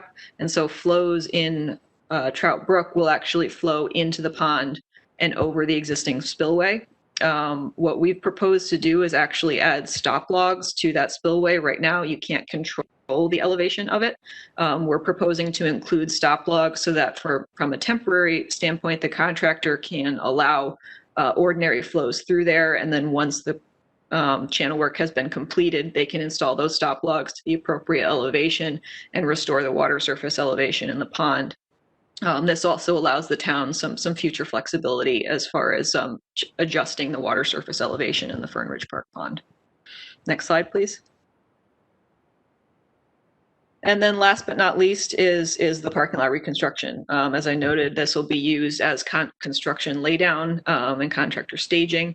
So once the construction of the bridge and the channel work has been completed, they will reconstruct the parking lot area as they back out. Next slide, please. And then I'm going to turn things over to Matt Sanford at this point to get into our landscaping. Can everybody hear me? All right, excellent. For the record, it's Matthew Sanford, professional wetland scientist, registered soil scientist with Mylone and McBroom. This project is exciting from the ecology perspective because many times when we do a bridge project, replacement project, we don't have the opportunity to actually do stream restoration. And in this particular case, we are getting that opportunity. As Shelley had pointed out in some of the earlier photos, you'll notice that many of the banks are lined with stacked, what we call used sidewalks. And that is not a naturalistic method for stabilizing banks along any of our rivers and streams. And so we've gotten the opportunity to actually begin what we call bioengineering stabilization along these banks.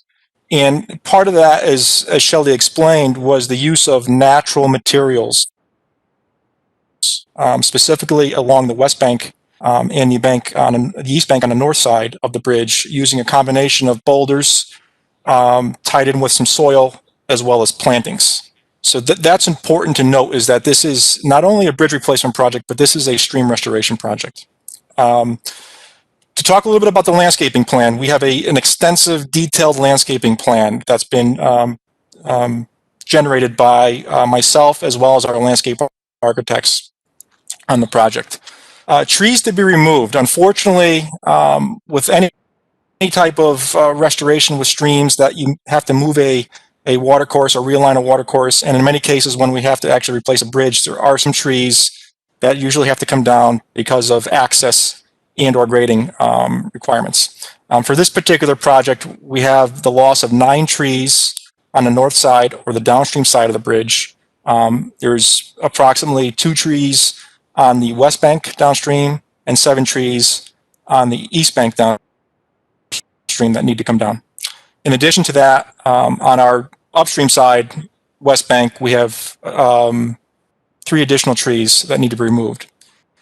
So in order to compensate for that loss of tree cover and riparian zone vegetation, we are proposing to replace the 12 lost trees with 24 trees, native species trees. And those are going to act twofold. Obviously, they act to create the riparian zone and stabilize the banks long term, but they also, over time, will provide additional shading to the fishery resources and the aquatic organisms that are within the channel. And that's important because if you go out there today, especially on the upstream side in Fern Ridge Park, we don't have a lot of trees between the pedestrian bridge and the vehicle bridge in this location. So being able to add some additional shading trees to this area is important. In addition to that, we have a whole host of native shrubs and herbaceous plants that are going to go in along both banks of the improvements.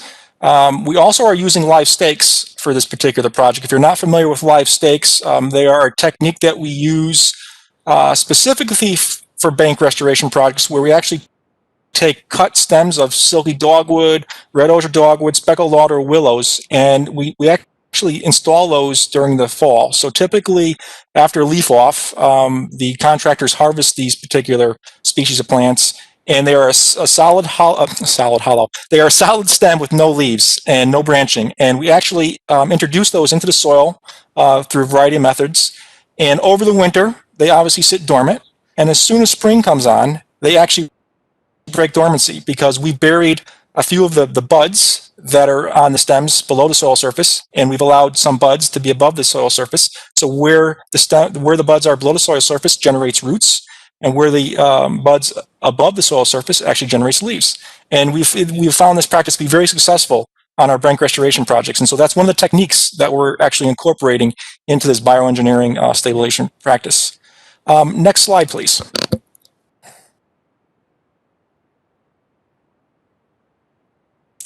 One of the other components that we looked at, and if you've been to the park and you've looked at the pond, from an ecology standpoint, it's relatively sterile. And what I mean by that, there isn't a lot of diversity of vegetation. There isn't what we typically would call a littoral zone around the pond. And one of the goals here was not only the channel improvements, but what can we do to the pond to help increase the biodiversity of the pond, the suitability of the pond to support both fish and other aquatic organisms. And so what you see here in these hatch patterns just east of the peninsula is the creation or formalization of an actual littoral zone. So an actual planting zone that would support both shallow marsh and deep marsh plants, and a whole host of different plants that would create biodiversity in this area. What does that littoral zone do in terms of its ecological value? Well, first, the fish that live in this particular pond are relatively open to the sky. If there are small fish in the pond, they don't have many hiding areas. This vegetation that is actually in the pond itself and along the shelf actually provides opportunities for those fingerling fish to actually hide, congregate, and feed in safe conditions. In addition to that, the plants that we've selected for this, all native emergent wetland vegetation, also provide a vector for pollinator insects, because many of them are flowering, whether it's prickleweed, duck potato. Those are really key plants for our pollinator friends. And those are being planted along the shelf. Obviously, those provide opportunities for insects to come to the pond, which can also be fed on by either the frogs and our fish that are within the pond. And lastly, that vegetation also provides somewhat of a filter strip and or refuge even for other wildlife species that might be using the pond area.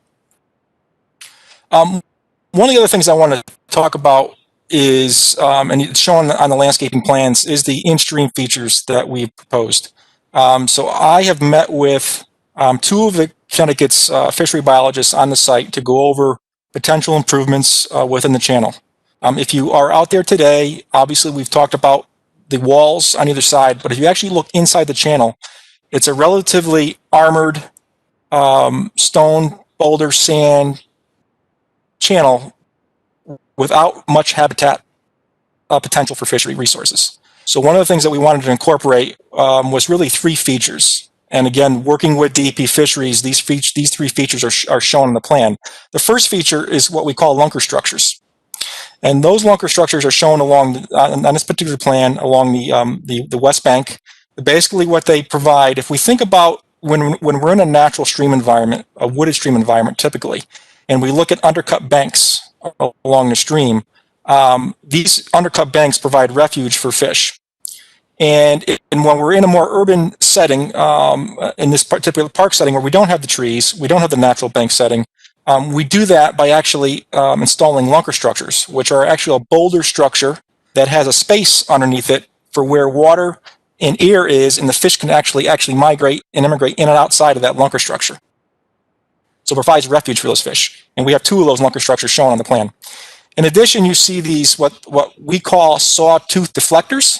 So these little jagged boulder clusters that you see inside the channel, they work dual-fold. They provide conveyance, and they shunt flow away from the outside bend of the channel. But they also create these little eddies between each one of these structures where fish can actually congregate and hide behind, and actually will feed on the allochthonous material that gets transported downstream. And the last feature that was requested was actually downstream of the bridge. You'll see on your plans that we have a series of boulder clusters. And those boulder clusters are, again, put in there for 2 purposes. First purpose is if you've looked downstream under low flow conditions, you'll notice that there's a great deal of deposition downstream of the bridge. And so one of the ways that we can help disperse some of that sediment and move some of that sediment and keep it from becoming shallow is the placement of boulder clusters, because it allows for water to move differently as opposed to right now as a homogeneous channel configuration. Secondly, those boulder clusters also kind of serve similar to the sawtooth deflectors in that they allow fish to actually hide on the downstream side of the boulders where the water's typically has a lower velocity, and allows them to rest and actually feed on, again, the allochthonous material that's coming downstream. So those are the other in-stream features that I thought was important to point out as part of the project, as well as the planting plan. I think I want to move to the next slide. Next one, yep. So we've also provided a whole host of plant palettes so you can get an idea, a feel for the typical plants that are going to be provided and installed along the banks. These are all native trees, shrubs, and herbaceous material. I'm not going to go through each one of them, but they're here for your review at your leisure. Next slide.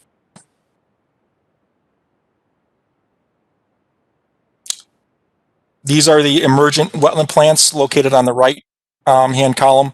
Pickleweed, duck potato, soft stem bulrush, all high quality biodiverse plants for a littoral shelf. Next slide. Shelley talked a little bit about the permits that we'll be moving forward with on this project. I've already talked about the fisheries coordination. So we've triggered not only your local permit process, but we've obviously triggered both federal and state permits. When we do trigger that level of permitting, there's several correspondence and consultations that we have to have with the different agencies. The first one was our interagency meeting that Dwayne talked about earlier on in our presentation. The second one was a fisheries coordination. So again, talking about meeting them on the field, sharing the plans with them, going back and forth with ideas of how we can improve the in-stream habitat. That's been done, that's been signed off, and that's been obtained. Fortunately, we're not within a natural diversity database polygon in this particular area as of June 2019 and December of 2019. However, we are triggering 2 other permits from the federal and state level. From the federal level, from the Army Corps level, because of the amount of impact that we have, specifically really the moving of the channel and the bank restoration components, we are subject to an individual permit. And that has been submitted to the Corps of Engineers and is under current review. When we trigger a 404 permit from the Army Corps, that automatically triggers a Connecticut DEP 401 water quality certificate as well.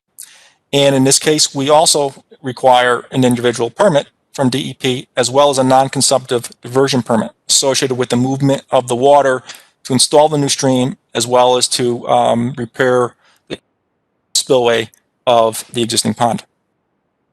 That permit has also been submitted to DEP and is pending approval and review. Obviously, we're here before you this evening for the local wetlands permit, and we will be before you again for the zoning part of the permit. We've already conducted, as was talked about, the property owner meetings, as well as coordinated with Friends of Fern. And I'd like to move to the last slide to talk a little bit about project schedule. So this is the anticipated schedule. We wanted to make you aware that this is most likely going to be a multi-year project because of its complexity as it relates to water handling and the different measures that are going to be put in place. As you see here, we've outlined that final design submission is anticipated to be in February of 2021, with advertising to be in May of 2021. We're hoping that bridge construction will begin in July of 2021 and likely not end until a full year after July 2022. So once the bridge is in, that's when our channel construction begins. And as you see here on the schedule, that would begin sometime in July of 2022. And we're hopeful that construction would be completed by November of 2022. And I think with that, that concludes our presentation for this evening. And we'll be happy to answer any of the commissioners' questions.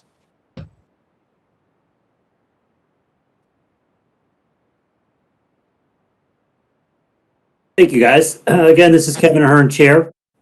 Before we get to the commissioners' questions, I just wanted to thank everybody. It was a very thorough presentation, and I really appreciate the level of detail from both you, Shelley, and from you, Matt.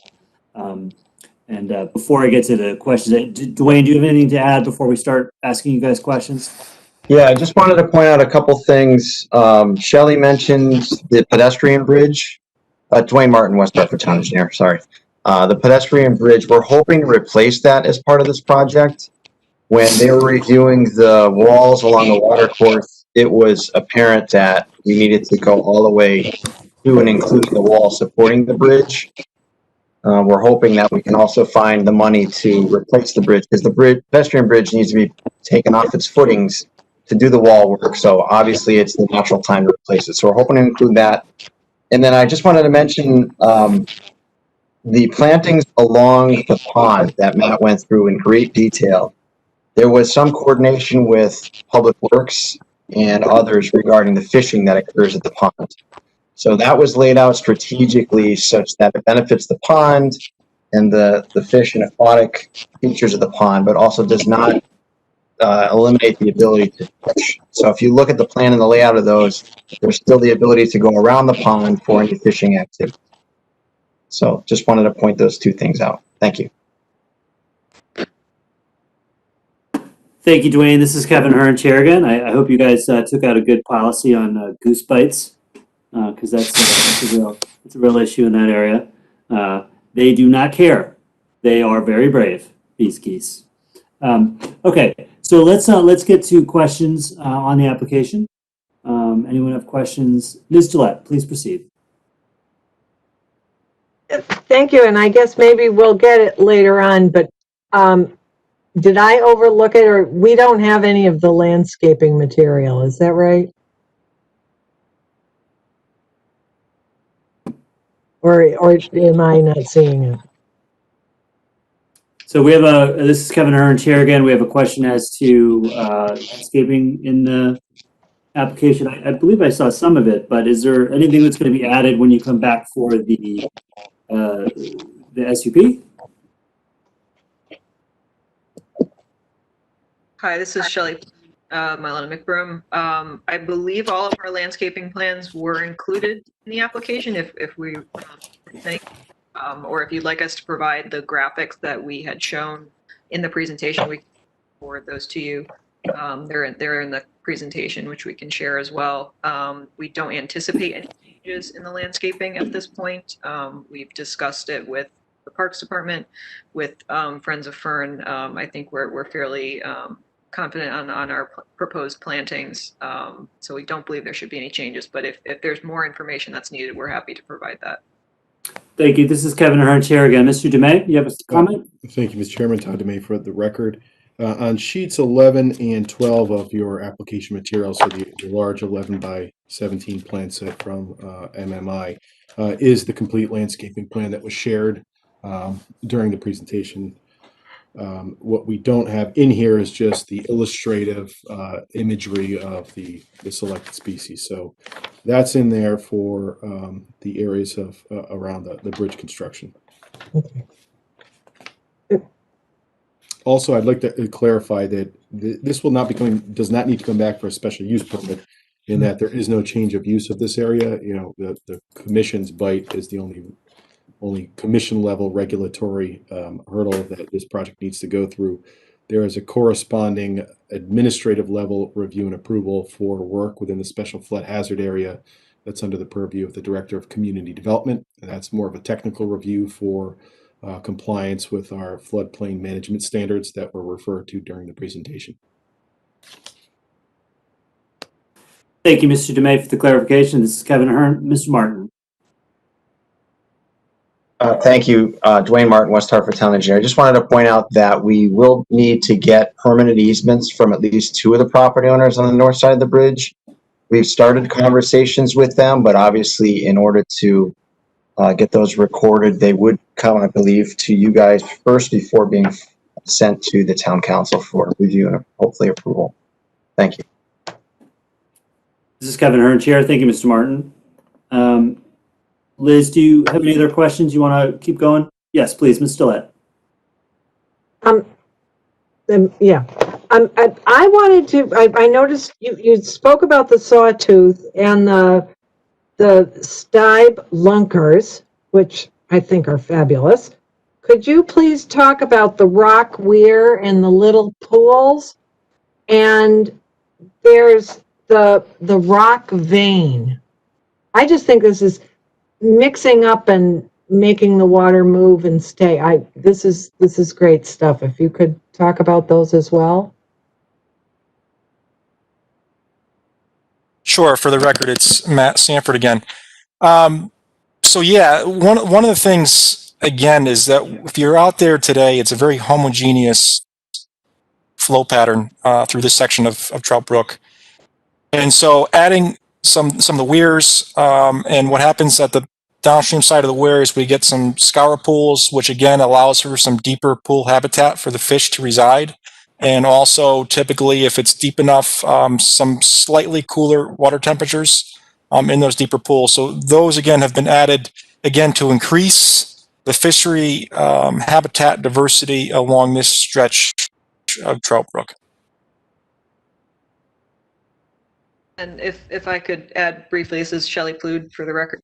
The boulder deflector vein that's immediately upstream of the bridge. So obviously that provides some fish habitat, as Matt has mentioned, but that boulder deflector vein also serves as protection for the bridge itself.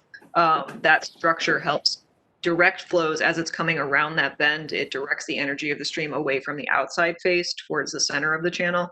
We're seeing today there's a significant amount of scour on the eastern abutment, and introducing those sawtooth deflectors and that boulder vein helps direct that energy away from the protect the structure long term. Thank you.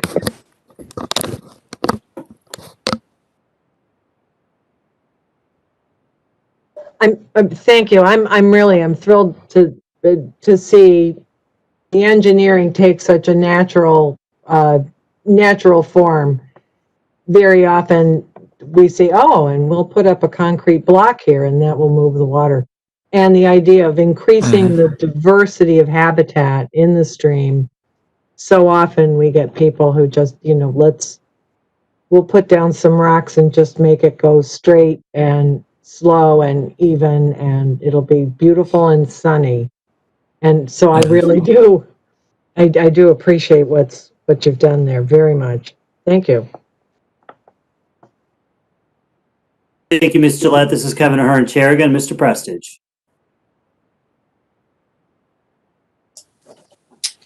Kevin Prestige, Commissioner. Mr. Chairman, through you, I'm going to begin with an accusation here. Mr. Martin, you're getting soft in your old age.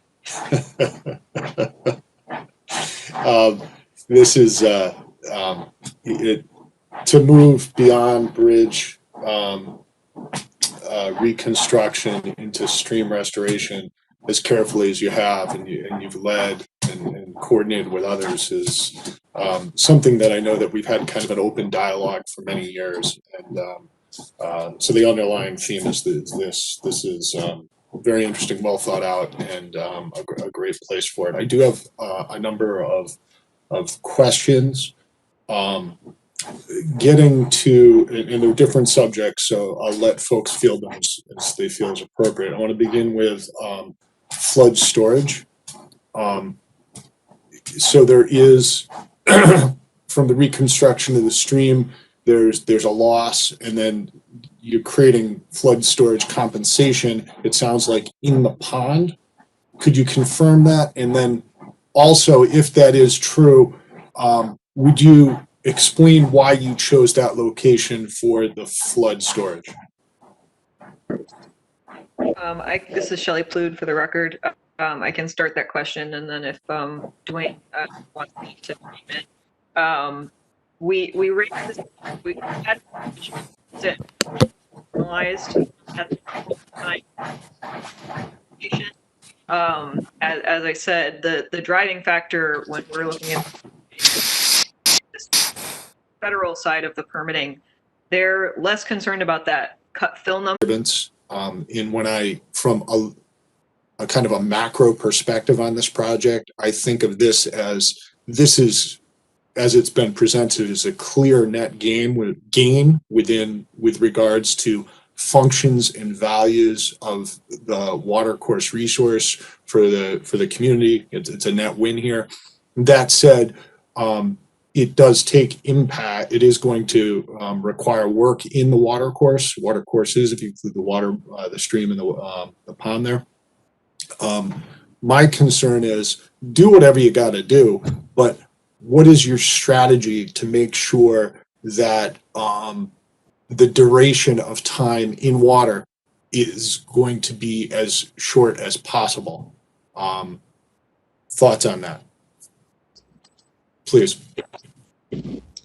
Hi, this is Shelley for the record.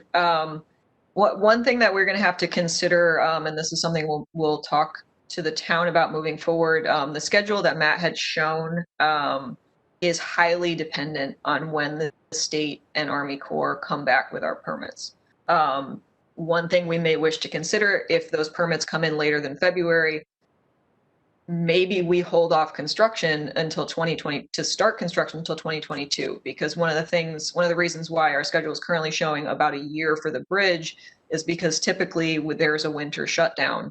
And so from November 30th to April 1st, if weather is cold enough, it's difficult to do structural work, to do concrete work.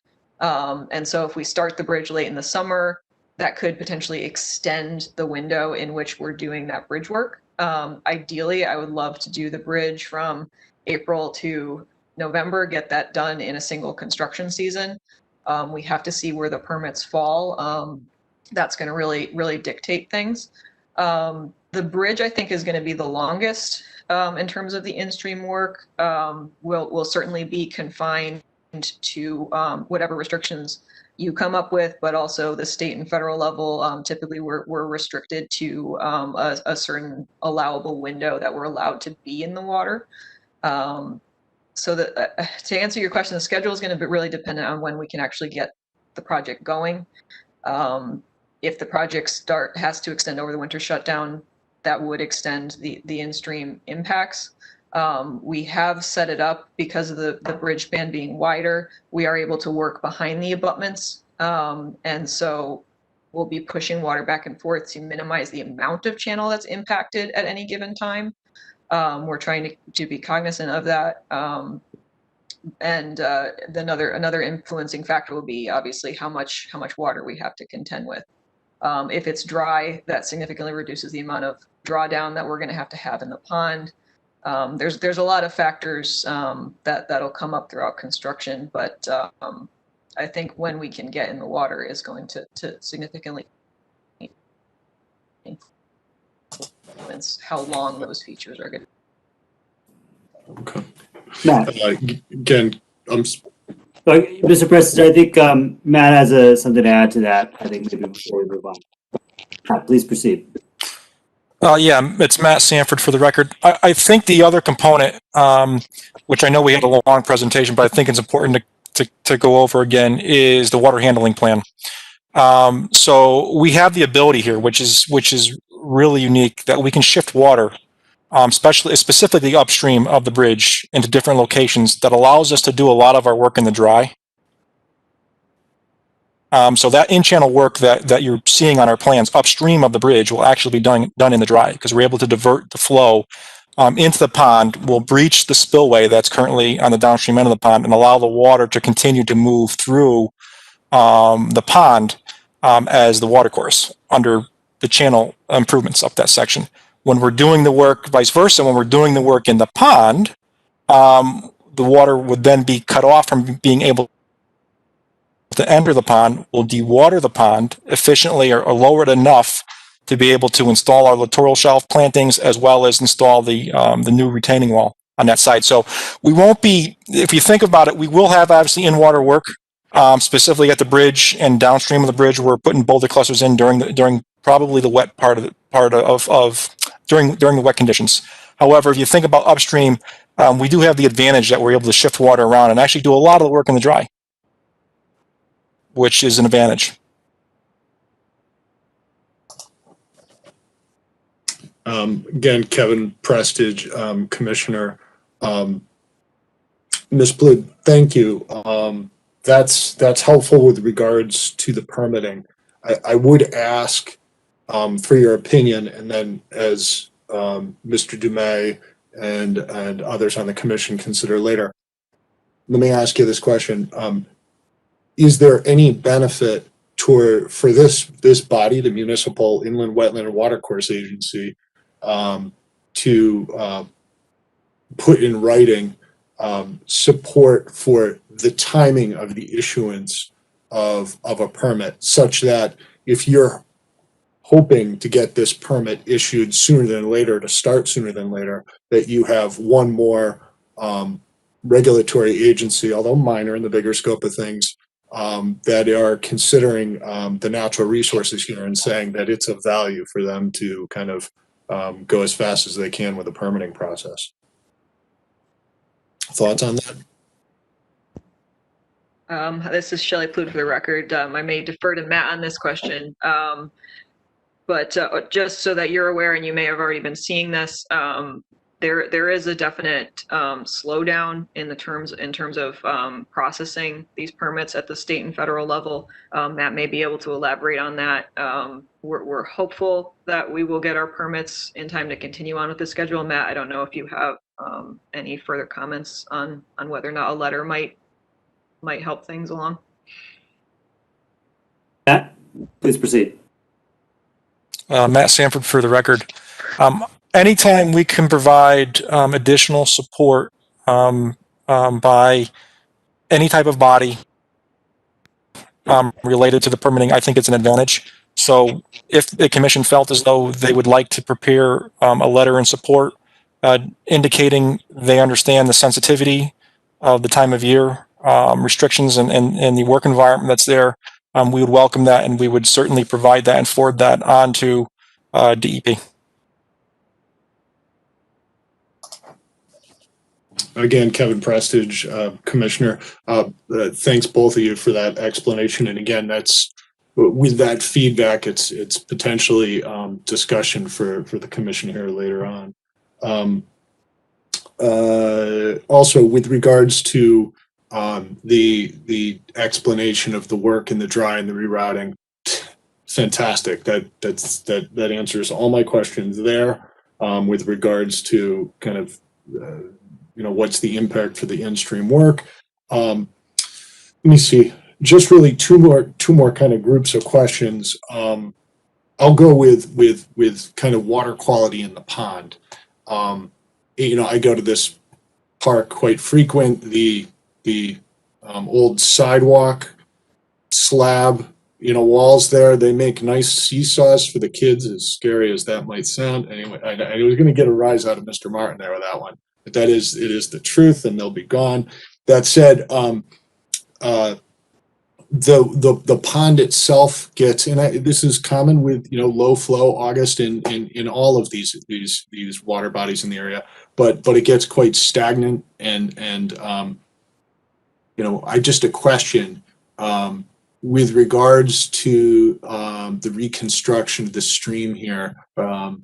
Is there going to be any change to the flow of the water in the pond that may contribute to the quality of the water in the pond during those kind of low water levels in the summer? Hi, this is Shelley Plude for the record. We were not proposing to do anything to change the flows in and out of the pond. That was going to be a fairly complex modeling effort to evaluate the amount of water going in and the amount of water going out, which is why we're maintaining the inlet pipe and maintaining the size and the elevation of the proposed spillway. So from that perspective, there's nothing that we're doing that's going to change what's going on in the pond. I think I've seen on aerials that at times there may have been fountains in the pond, but I don't know, Dwayne, if there's any discussions about that. But as far as this project is concerned, we're not doing anything to change flows or to increase velocities through the pond area.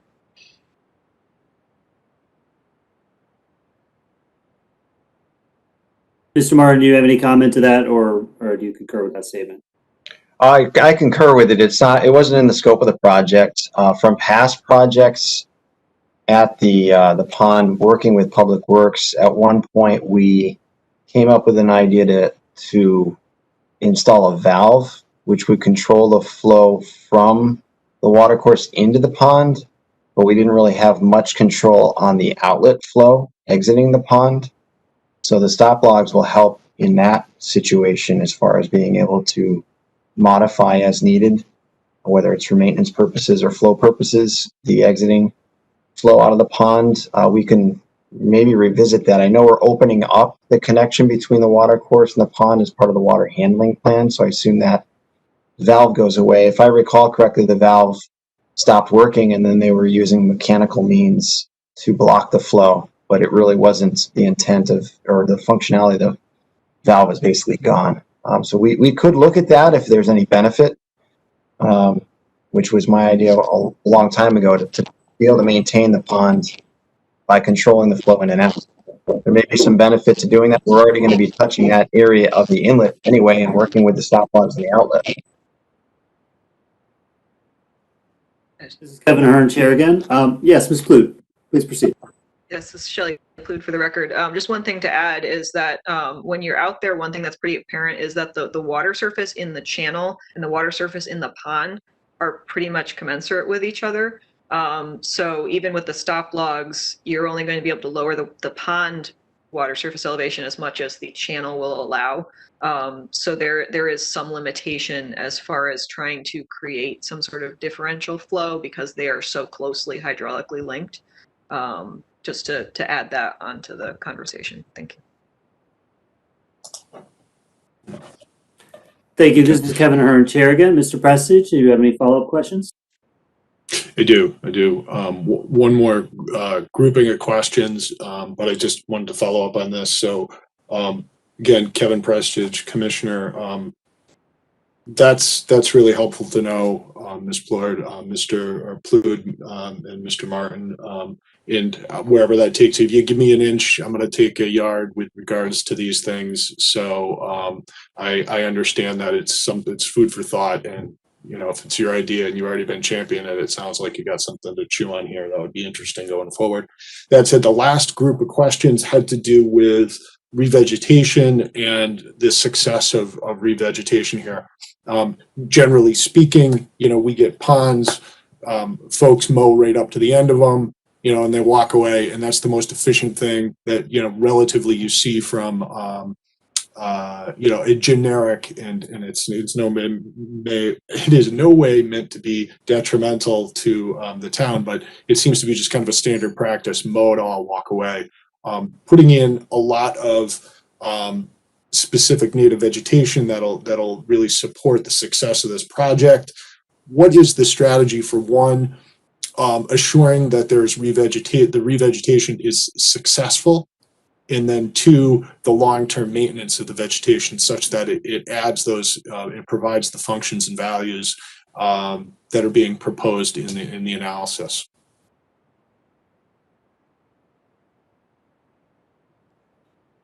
Matt, please proceed. Matt Sanford for the record. So I think there's two questions there. First one is about success of the vegetation over the long term. So one of the things that will come about as part of the conditions of approval from the federal and state level will be monitoring of that vegetation for a certain period of time. So we have to ensure post-restoration that the vegetation is meeting the success goals of it actually being native and being diverse and having the right coverage there. So that is the one mechanism that they would apply. You as the local commission can also certainly apply a condition like that as well in terms of being able to monitor that vegetation. In terms of maintenance itself, the plants that have been selected in this littoral shelf zone are a combination of shallow marsh and deep marsh plants. So when I talk about shallow marsh plants, those plants are plants that like saturated soils down to about 12 inches of inundation. Anything deeper than 12 inches to about 18 inches is what we call our deep marsh zone. So we're not going to have an opportunity here to get a lot of woody vegetation growing in our littoral zone. It should stay a diverse, native, emergent, herbaceous type vegetation that dies off in the winter, but it is perennial, and then comes back in the spring. So there isn't a lot of maintenance associated with these particular plantings once they are well established. Yes, Ms. Blute? I just had one thing I wanted to add to that. Sorry, this is Shelley Plude for the record. You had mentioned, just mowing up to the pond edge and having that sort of harsh line between the landscaping or the native landscaping and the lawn area above. Obviously, we're not doing a lot on the eastern side, but on the western side where we are naturalizing that bank, we have those live stakes, and then it transitions to shrubs, and then it transitions to, it may be difficult to see on the PowerPoint, but in the application, that the seed mix that we're proposing for that side is also intended to kind of naturalize. I think it's a wildflower mix, if I'm remembering correctly. So it is set up to create that soft transition from the naturalized bank up into the landscaping and into the park. So hopefully that will help as well.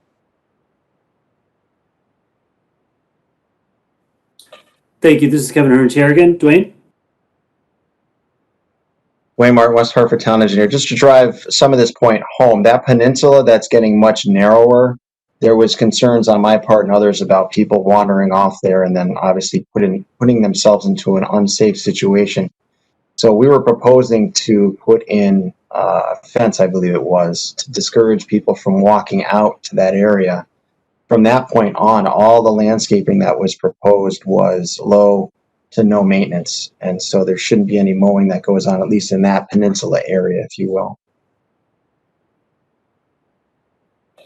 Thank you, Mr. Martin. I think I can state that there will be two constituents in West Hartford within my household who will be very disappointed by that, if it does make sense. Mr. Prestige, please proceed. Kevin Prestige, Commissioner. I just want to follow up with one last thing. Thanks for answering all my questions. Wonderful presentation. Assuming this gets approved and you go to work, good luck. Looking forward to watching a successful project. Thank you, Mr. Prestige. Do we have any other questions? Mr. Bakhorst. First, I wanted to compliment you on the comprehensive nature and of the presentation. I thought it was really fantastic. Clearly, a lot of thought and work went into it, and it shows. I just had a couple of very minor questions. One, if you could just elucidate us on the purpose of the pond, other than aesthetics. I mean, does it really serve much of a purpose other than for fish and looks? And as sort of a follow-up to that question in terms of a fish resource and what the pond is intended for, does it make any sense, or did you consider deepening the pond? Does it capture sediment in any fashion? I think not. But over time, is it ever expected to get shallower based on these flows? Again, those are the natures of the question, and then I have one other quick question. Sure, this is Shelley Plude for the record. Dwayne may be able to speak more on the history of the pond and its uses. Certainly in our coordination with the Friends of Fern, they made very clear that the pond was very important to them as far as a recreational feature. the floodway and floodplain is so wide here. If we want to dig into the hydraulics, Gary may be able to illuminate us on that. But it's the water surface elevation comes up so quickly. I'm not sure that pond is really providing anything beyond aesthetics and recreational use. And then moving forward, we actually had the town surveyors went out and took a few sections across the pond, bathymetric sections, and from their recollection, it was actually fairly hard bottom. So it didn't appear that, at least at this time, that there's a significant amount of organic material that's building up in the pond. Under this project, the conditions as they are today, the amount of water coming in, the amount of water flowing out is going to be the same. So there's nothing that this project is going to be doing that should change that condition. I don't know if Dwayne has any recollections if this pond has been dredged in the past, but at this point in time, it doesn't seem like that is an issue, that it's that bottom is silting in at all. Mr. Martin.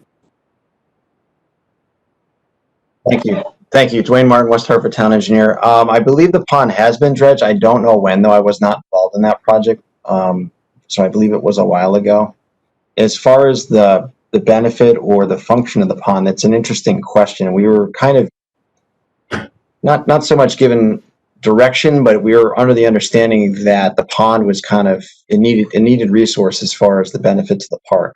A lot of people take enjoyment out of going around it for pictures, fishing, whatever the case may be, to the point where it was part of our early design considerations because we really wanted to realign the watercourse, but to do it in a manner that didn't completely blow out, if you will, the size and shape of the pond. That seemed to be something that the Friends of Fern Ridge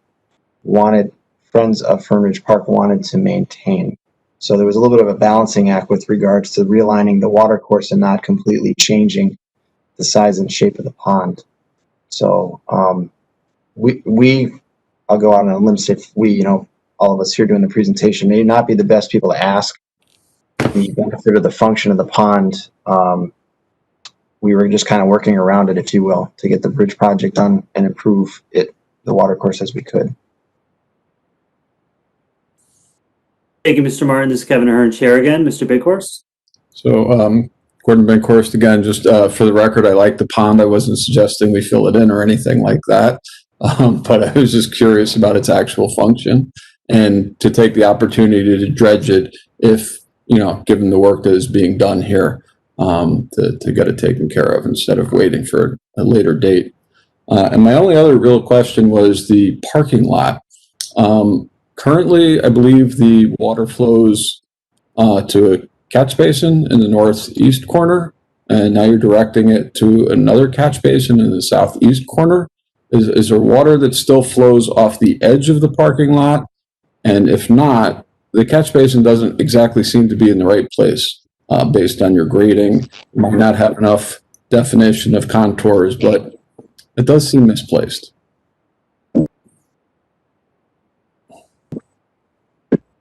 Who's taking that? Sure, it's just Shelley Plude again for the record. Right now there are no right now there are no structures in the parking lot. It all drains along the eastern side and down into the bank.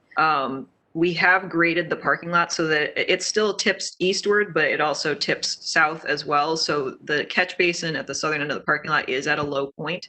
And because we have to have that curb between the gravel and the paved path, just so that gravel is not sloughing off onto that path, it should all infiltrate anyway, but any water that may still be trapped in there, we will grade that parking lot out so that catch basin at the southerly point is a low point. It does generally tip in that direction to begin with, but we have, I think we've added some spot grades, and we can certainly clarify that on our design plans going forward.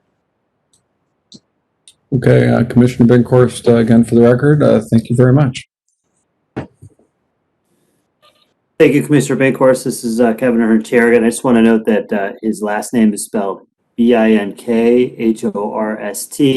If you need to direct any hate mail regarding his hatred for the Fern Ridge Pond, obviously. I'm kidding. That was a very good question, Mr. Bighorst. Ms. Gillette, please. I did want to say before we close tonight, I am thrilled with the parking lot. And that had escaped me when I first looked through. This is exactly what I was talking about in terms of Wolcott and these other areas. And I am really looking forward to seeing that be a great success so that we can replicate it in other places. And I congratulate you. And you must have just kind of laughed to yourself when I made those comments earlier, and felt very smart. And you were. But so I do want to thank you about that. And I think probably a lot of the pond may have been built like the other ponds for skating back when we weren't afraid that our children were going to die at every turn. And we used to skate on all the ponds in all the parks. So they were fairly shallow, but you could still fall through. Thank you. Thank you, Ms. Gillette. This is Kevin Ahern, Chair again. Folks at home probably didn't see this, but when the gravel driveway was mentioned, Liz actually threw both arms in the air over it, and I thought it was awesome. I agree. I think it's a great idea. Do we have any other questions for the applicants? Ms. Gomes.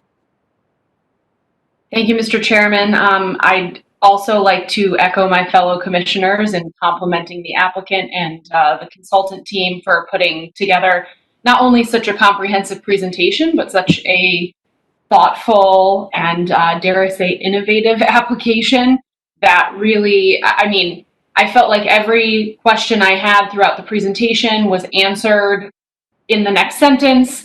And I was very interested Googling some of the stream restoration type structures that you were mentioning to see what they look like. And it's just a very, very impressive feat. So compliments to the team. Just a quick question, and perhaps this is for Mr. Dumais, but in terms of the easements with the abutting property owners on the other side of the park, just for purposes of the record, order of operations would be, I presume, that the town would coordinate the language of the easements with those property owners, and once in a acceptable format, come back to the TPZ for review and approval. Is that correct, Mr. Dumais? Mr. Chairman, Todd Dumais, Town Planner, for the record, through you to Commissioner Gomes. That is correct. Mr. Martin has been working with the impacted property owners for some time. They have also authorized submission of this application. For the record, we should note that. But your question on the final look and feel of easements, they have to be prepared by town, language-wise, accepted by both grantors, property owners in this case, and then they'll come back through a more formal process once the council receives those and referred back out to planning and zoning. Thank you, Mr. Dumais. Through you, Mr. Chairman, and my next question was going to be if those property owners had authorized or consented to this application as well. So thank you for that. That's all I have. Thank you, Commissioner Gomes. Again, this is Kevin Ahern, Chair. Do you have any other questions for the applicants? All right. I would just like to say that I'm very disappointed that you were so thorough with your application that you left me with no questions, and all I was left to do was to tell unnecessary personal anecdotes to fill the time. So, in all seriousness, I think Ms. Plude and Ms. Sanford, Mr. Sanford, I think you, and obviously Dwayne, all the time, you set the bar very high with this presentation, and I have a lot of confidence in this project. So I don't have any questions.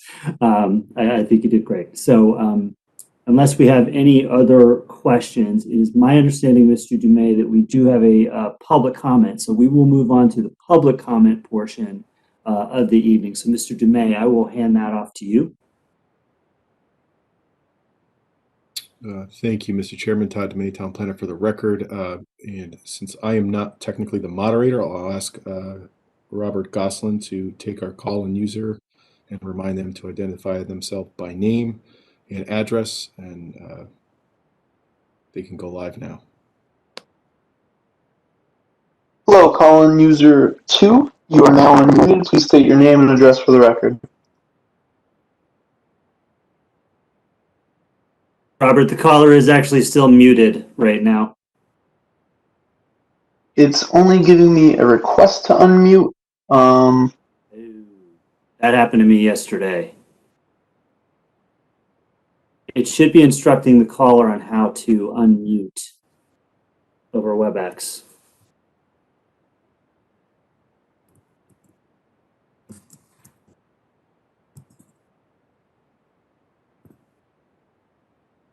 *6 is unmuting on WebEx over the phone. So if you are the caller and you hear us, in order to unmute, you have to hit *6.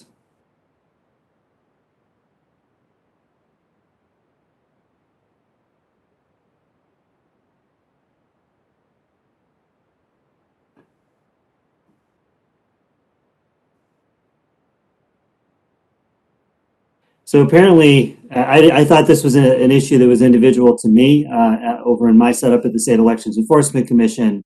I used to be able to mute and unmute, and all of a sudden it switched over to, instead of unmuting automatically, it actually would do this request to unmute. And it must have been a change that Cisco made. I just noticed that the caller has dropped. I hope that they call back. So we're just, sorry, Mr. Dumais. Mr. Chairman, since they did drop from the call, it might be an opportunity to restate the call-in information for that call-in user, just in case. Thank they you. need it again. Please do. Bear with me one moment. Sure.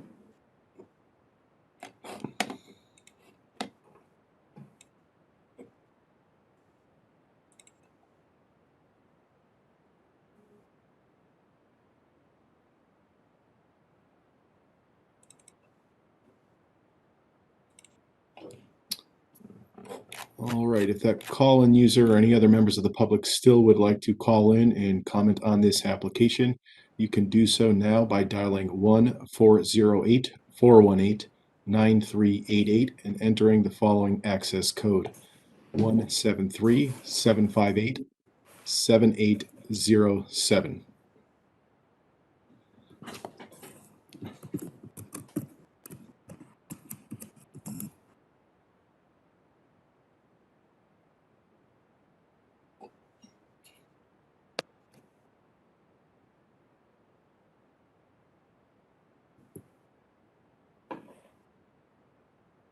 So just for everyone on the call here and for those that are watching this at home, we're going to just hold here and see if we can get this commenter back on the line so that they can address the commission on this application. So we're just going to hold in a small recess while we wait to see if we can get this call back on the line.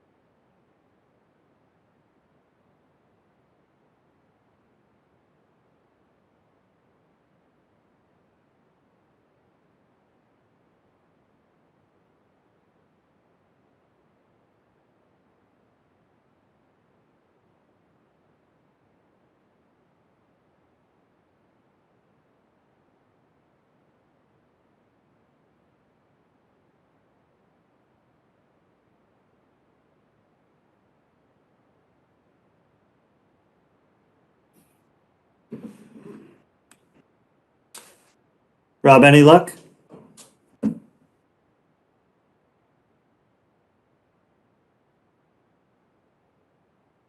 So, Mr. Dumais, at this point, I don't want to hold this up for too much longer, but I do want to at least come up with a solution here where we can move on through the agenda, and if we do get the caller back on the line, to allow them to come back in. Could we just simply hold the hearing open?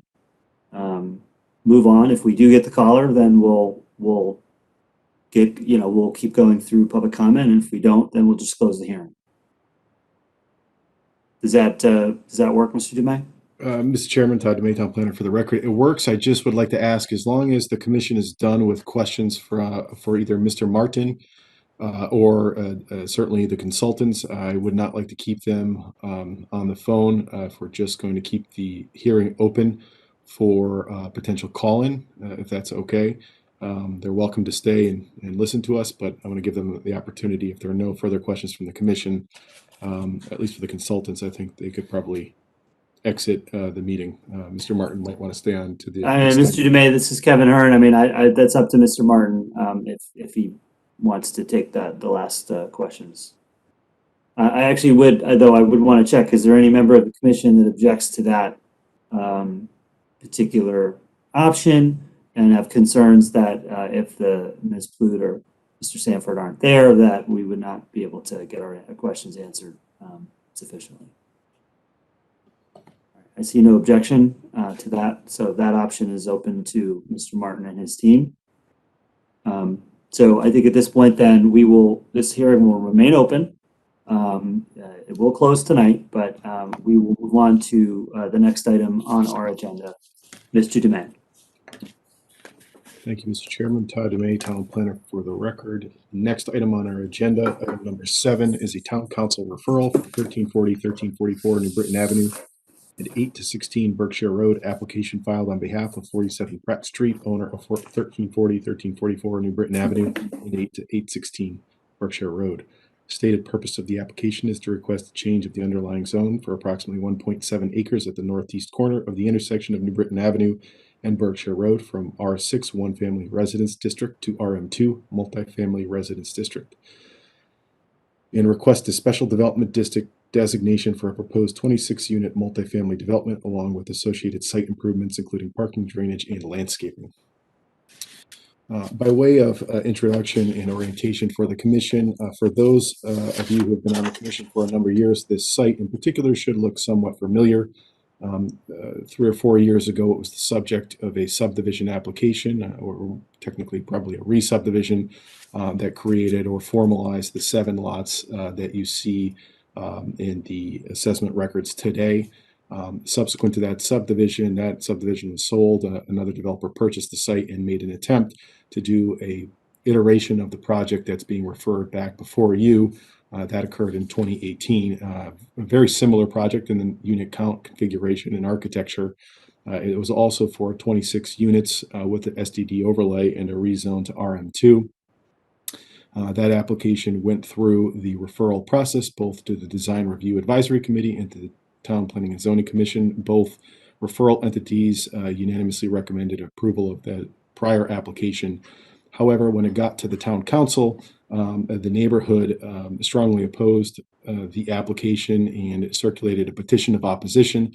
And under the state statute and our local charter, there is a petition process whereby if they can achieve 20% of signatures of owners of land within 500 feet of the proposed map amendment area, that's what we're talking about there, that would trigger a supermajority requirement for the council to pass the application. The petitioners were successful in that endeavor and required a supermajority to get it passed by the council. It failed to receive a supermajority vote, so the application was essentially denied. Fast forward a few years later, the developer sought to still attempt to develop this site and brought back a concept that is before you on the referral. That concept is for 3 low-scale, 2-story multi-unit buildings, 2 units which front on Berkshire Road, each 8 units, stacked or garden-style apartment units that are accessed off a central corridor. Each have a balcony or deck unit associated with them. Then there is a larger building of 10 units on New Britain Avenue that fronts on New Britain Avenue. The site plan includes a parking area behind those units that's screened by the buildings from the streetscape, and a significant vegetative buffer area around the parking lot themselves. Principal changes from those of you that were on the commission the last time you might have seen this are the applicant sought to attempt to reduce the mass of the architecture. So they differed in the architecture. They changed the roof structure in particular to a hip roof system. To try to reduce some of that bulk and mass out of the building. That did reduce the overall heights of the building. They also shifted the buildings further to the south by a small amount, but they tried to create as much room as they could between themselves and the property owner immediately, single family property immediately to the north. Those are the two main physical changes. There's an additional change in that the applicant is proposing this go around to include two workforce housing units as part of their development. So they're not increasing the unit count, but they're offering up two workforce housing units as part of their proposal. So the overall concept, again, 3 buildings, 2 fronting on Berkshire Road and 1 on New Britain Avenue, containing 26 units, supported by a parking lot or parking area immediately behind them, landscaping to the east and north. The existing streetscape, the sidewalks remain intact. There's a single driveway accessed off of Berkshire Road that would service the parking lot for the complex. Some of the significant mature trees are to be preserved, virtually all of them of the quality deciduous trees along New Britain Avenue are proposed to be preserved, and there are proposals to fill in additional street trees in gaps where they don't currently exist, principally along Berkshire Road as well. With that, I can pause and take any questions that the commission might have. And open it back through you, Mr. Chairman. Thank you, Mr. Dumais. This is Kevin Hearn, Chair again. Do we have any questions on this item? Ms. Gomes.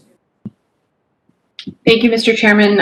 Through you, Mr. Chairman, Mr. Dumais, I was interested in the affordability component of these units.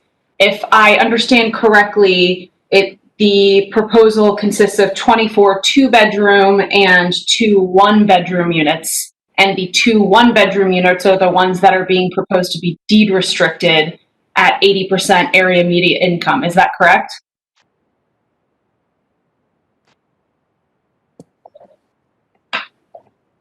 Through you, Mr. Chairman, to Commissioner Gomes. I need one moment just to verify that information. Thank you.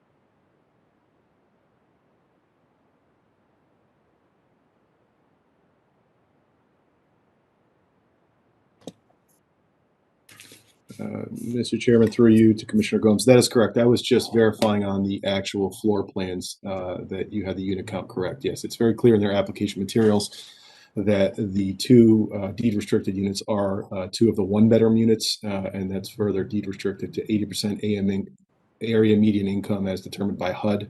But that's correct in terms of the unit type being offered for restriction. Thank you, Mr. Dumais. And through you, Mr. Chairman, back to you, Mr. Dumais. A few questions on the deed restricted units, and I'll just list them. First, how long will they be deed restricted for, if you know that information? And second, am I correct in presuming that all of the finishes and or amenities being offered in the market rate units will also be offered in the deed restricted units? So to the extent there are stainless steel appliances, granite countertops, or anything like that, will those be the same in the workforce housing units as well?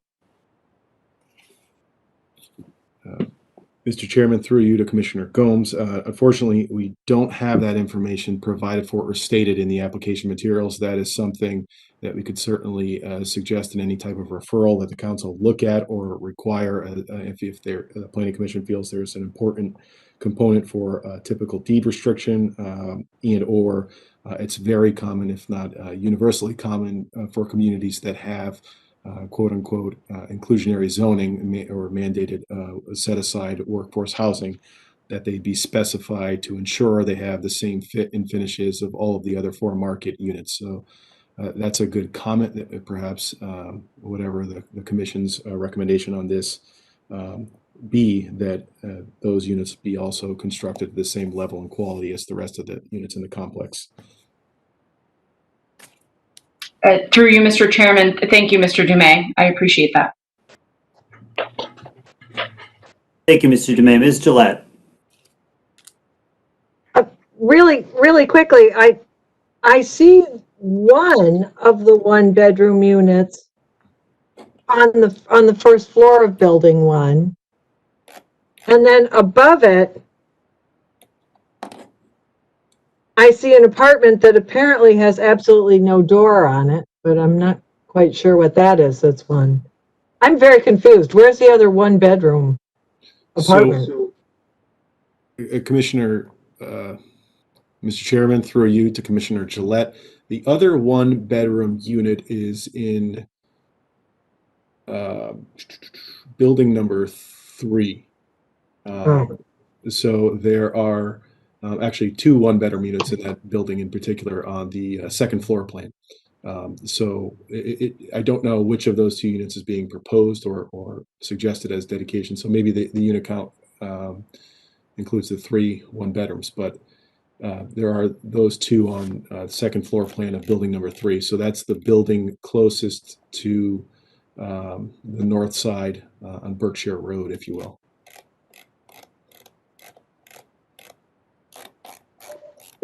Thank you.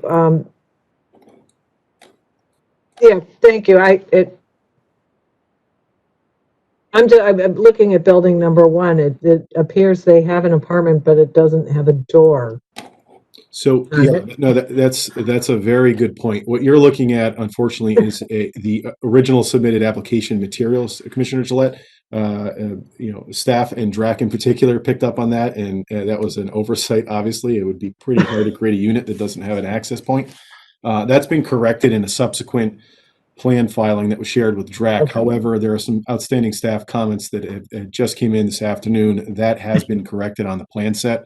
That oversight was corrected. So they're the 3 one-bedroom units. There are 2 in that building number 3. Again, that's the building. If you look at it from the streetscape, if you go to sheet number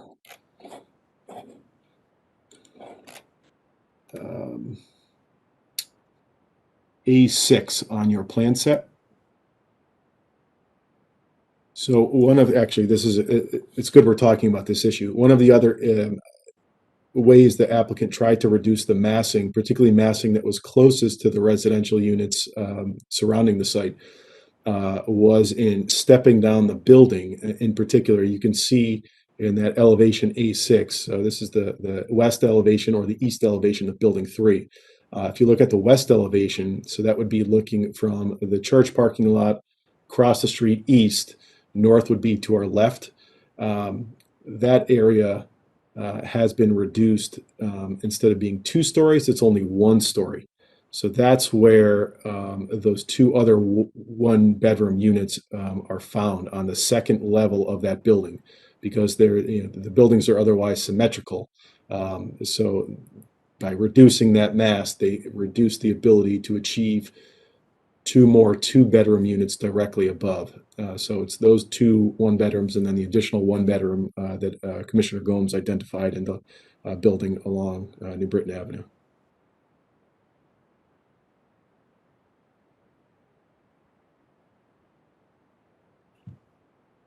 I can pull that up on my screen if anyone's interested or needs to see that, but if you have your plan sheets, that sheet A6, but I'm happy to pull that up on the screen if that would be helpful. Do we have any other questions? Ms. Gomes. Thank you, Mr. Chairman. Through you to Mr. Dumais.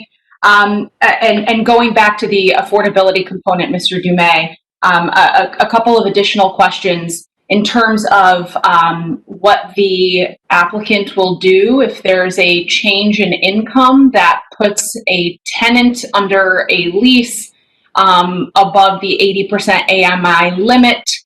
There has to be some type of enforceability provision to ensure that these units actually remain as workforce housing, even if there's a change in circumstances. So to the extent, and I didn't see any of that detail in the application, but some kind of administrator who will be looking at the affordability component and ensuring it's being complied with on a year-to-year basis.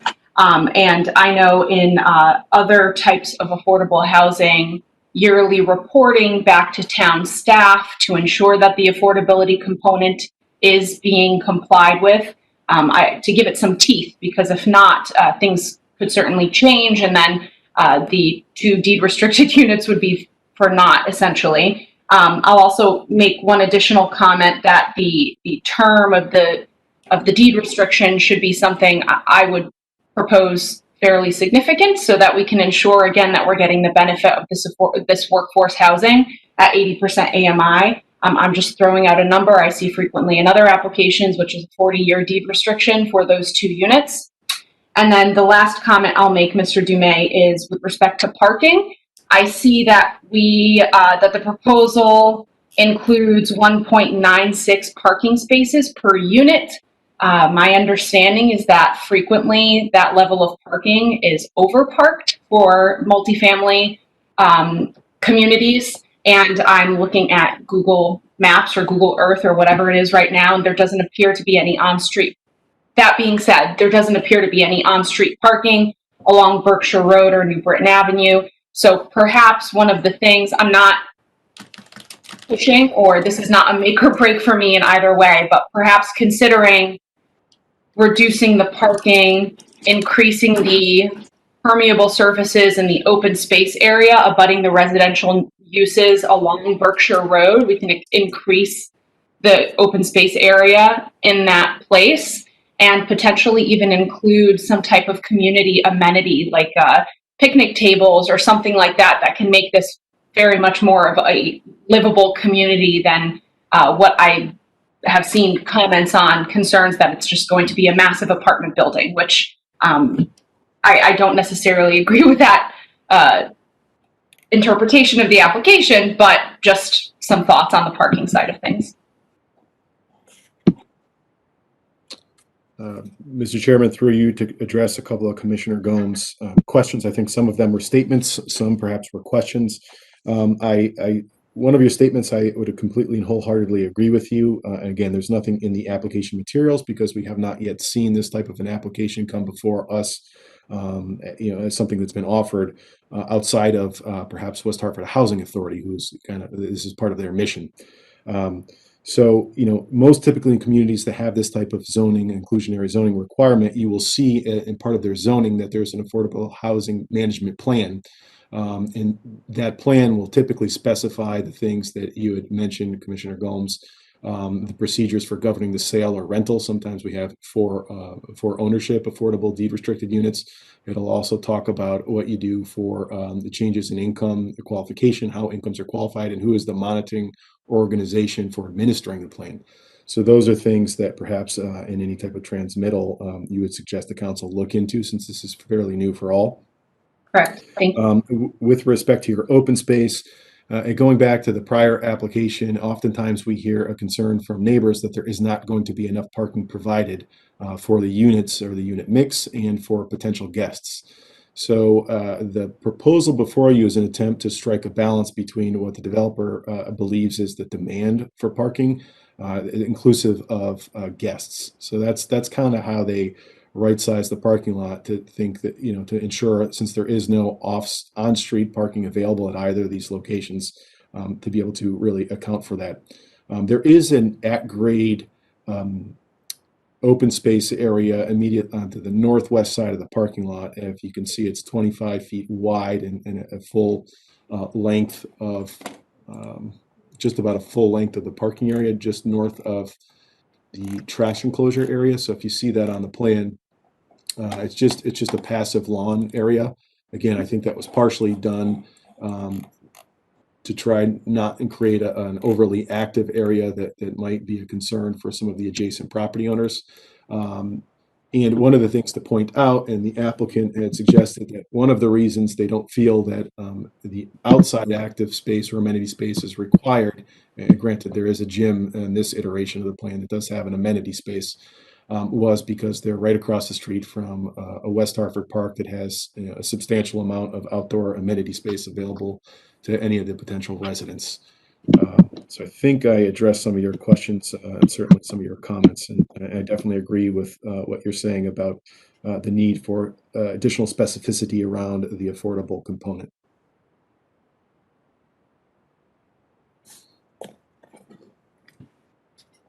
Through you, Mr. Chairman, thank you, Mr. Dumais, and you're correct. Several of the things I stated were statements, not questions, but I appreciate your insight nevertheless. And then I'll just note for the record that there does appear to be a signalized crosswalk at New Britain Avenue and Berkshire Road. So understood that part of the neighborhood or community amenity is the park across the street, which is accessible via pedestrian access. Thank you. Thank you, Ms. Combs. Do we have any other questions? Ms. Gillette. I realize they've changed the roof line, and that really can make a difference in real life, much more than just looking at the pictures. Moving the buildings, that little increment, it's 4 feet. They went from 21 feet off the property line to 25. And somehow even making note of that as a positive is a little crazy. But we voted for, I just don't see a whole lot of change in this. Which on the other hand means I don't see a whole lot of change to say no. I really don't see that there's, I don't know. I just don't see a difference in this at all, really. So I don't see as my vote would change. Thank you, Ms. Gillette. This is Kevin Hearn, Chair again. So that actually I'll just pick up my one question then from what Liz just said. Insofar as I do not see this application being substantially different, there's distinctions, but not a substantial difference. And insofar as we spent a lot of time on the last application, Mr. Dumais, so that I don't have to repeat a lot of the stuff that I said in the last one, will the prior record be part of what we're sending to the council? How does that work? No, it won't. These are two distinct and separate applications, so they each stand on its own. So anything that you would like to transmit to the council, you should do so as part of a transmittal letter this go around. Just like when they get to the council, they're starting the process all over again with public testimony, new presentation, application by the applicant. Okay. This is Kevin Hearn, Chair again. Thank you, Todd. Thank you for that answer. Do we have any other questions for Mr. Demay? Mr. Binkhorst, please. Could, Commissioner Bencourse, could you refresh our memory on how we voted on this last time? Mr. Chairman, through you to Commissioner Binkhurst, the Planning and Zoning Commission had a unanimous recommendation of approval for the last application. They found that commission found it to be consistent with the Plan of Conservation and Development. Now, keep in mind, at that time, that was the prior Plan of Conservation and Development, so not our current adopted plan. Thank you, Mr. Demay. This is Kevin Ahern, Chair again. Any other questions for Mr. Demay on this item? Okay. So at this point in the evening, I just want to sort of lay out what I think we should do as far as the public hearing that we just put on hold. I would like to, since we're dealing with number 7 right now, I think we should vote on number 7. Circle back to number 6, close the hearing, and then deliberate on it, and then move on to item number 8. Okay, Mr. Demay? Okay. All right, so we're at item number 7 then. This is a referral from the town council. They are looking for our recommendation as to whether to approve or not approve this item. And so I'd entertain a motion, at least for the purposes of discussion. Mr. Prestige.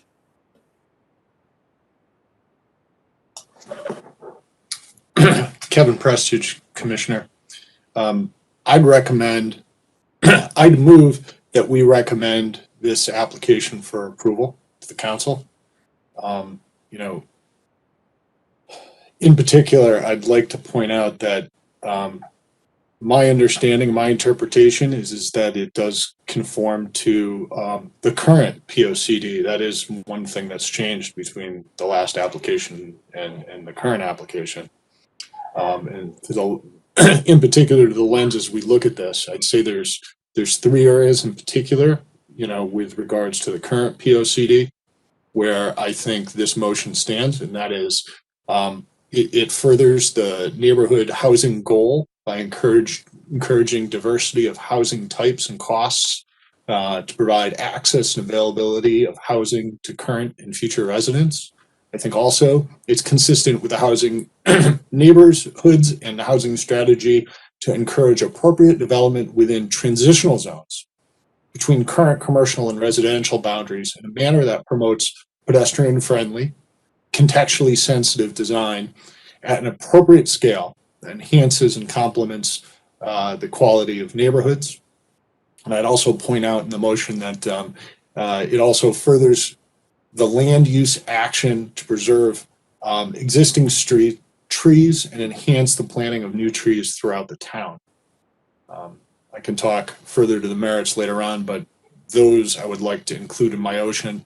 I would also note, with regards to my motion, I would be welcome to a friendly amendment if somebody wanted to propose specifications for affordable housing. Thank you, Mr. Prestige. So the motion has been made. Let's start discussion on the motion, and then if any amendments follow, then we'll discuss those as well. So, Mr. Prestige, if you have any further comments, you can kick those off, and then I think Liz will be up next. Yeah, again, Kevin Prestige, Commissioner, through you, Mr. Chairman, to the rest of the commission, Mr. May. Yeah, it fit before, it fits now.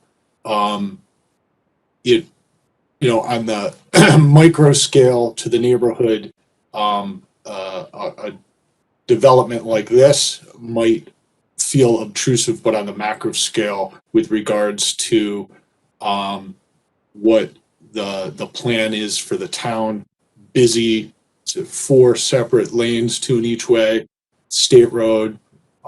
It's got an institutional use, the church on one side. It's got a park on the other. It is in that, specifically in that transitional zone. It fits with the size. it's actually offering some diversity in housing because, the type of structure it is. It's also offering, the affordable housing component there too. I think it fit before as a separate application, and I think this one too changed a little bit.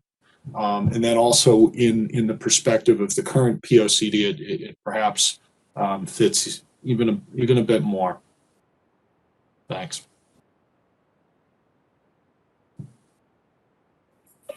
Thank you, Mr. Prestidge. This is Kevin Ahern, Chair again. Ms. Gillette? Thank you, Mr. Chair. I just want to say, in terms of diversity of housing, if you go across the street on the other side of the park going east, it is another apartment complex with low single-family townhouses. If you get behind the neighborhood that's there are more of these townhouses. This does not contribute new and different diversity to the neighborhood. We got a lot of it over there. And I'm not saying that that's a bad thing. On the other hand, you could make the argument that it fits in. But I think we tend to say things like it provides diversity to the neighborhood without really taking a look and, does it really? Do we really need it? And I think that was part of what the council's problem was. I don't see, I cannot think of a legitimate reason to vote no on this. And I would love to, because I think it's frankly just a run-of-the-mill, cookie-cutter, boring piece of blocking mediocre architecture. And I would love to say no, but I really don't think there's a reason, unfortunately, from our standpoint. So I will be voting yes. Thank you, Ms. Gillette. Any other comment on this item? Nothing? Ms. Gomes, please. Thank you, Mr. Chairman. I echo what Commissioner Prestidge said. I would like to reiterate my prior comments regarding the affordability component here. I appreciate the applicant's willingness to incorporate this workforce housing. The 2 one-bedroom units are a step in the right direction, particularly given today's day and age and climate where the importance of workforce housing and affordable housing, I think, is at the forefront.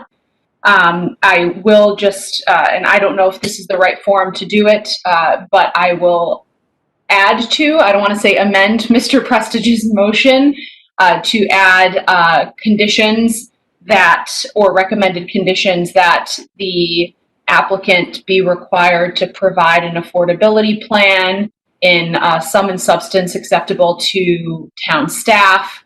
That includes an administration component, an enforcement component, descriptions on the calculation of the 80% AMI, a description on the deed restriction, as well as an agreement that the finishes for the affordable units will be equivalent to the finishes in the market rate units, among the other things typically included in an affordability plan. This is Kevin Ahern, Chair again. Just a procedural question for Mr. Dumais, and I think Ms. Gomes raised it at the beginning of her statement. Does that travel better as a communication or as an addendum to or an alteration to the motion itself? Because of the nature of what we're doing here, which is a recommendation and not we're not putting traditional conditions on a application or something. So just if you could let me know what works best or what you would recommend, Mr. Dumais. Mr. Chairman, I think it would work best as a modification or a friendly amendment. The way that Commissioner Gomes was framing it to Commissioner Prestidge is transmittal. And it's probably that the Planning and Zoning Commission suggests the council to ensure that this affordability component meets the stated intent of the Plan of Conservation and Development, that it shall include all of the things that Commissioner Gomes just started stating. think that's the neatest way to wrap it into that kind of a finding. So it provides that specificity, but it links it back to your kind of mission of looking at this as a referral with a larger lens of how does this fit in with the plan of conservation and development. Thank you, Mr. Demay. Mr. Prestage, you have a friendly amendment that has been presented to you. Do you accept that amendment? Kevin Precious, Commissioner, absolutely accept it, and thank you, Commissioner Gomes, for articulating it so well and making it so clear. Okay, thank you. All right, so the motion has been amended. I should say it didn't get friendly until Mr. Prestage agreed to accept it. So now it's a friendly amendment. And you're very friendly about it, though. Okay, so do we have any other comments on this? Mr. Demay?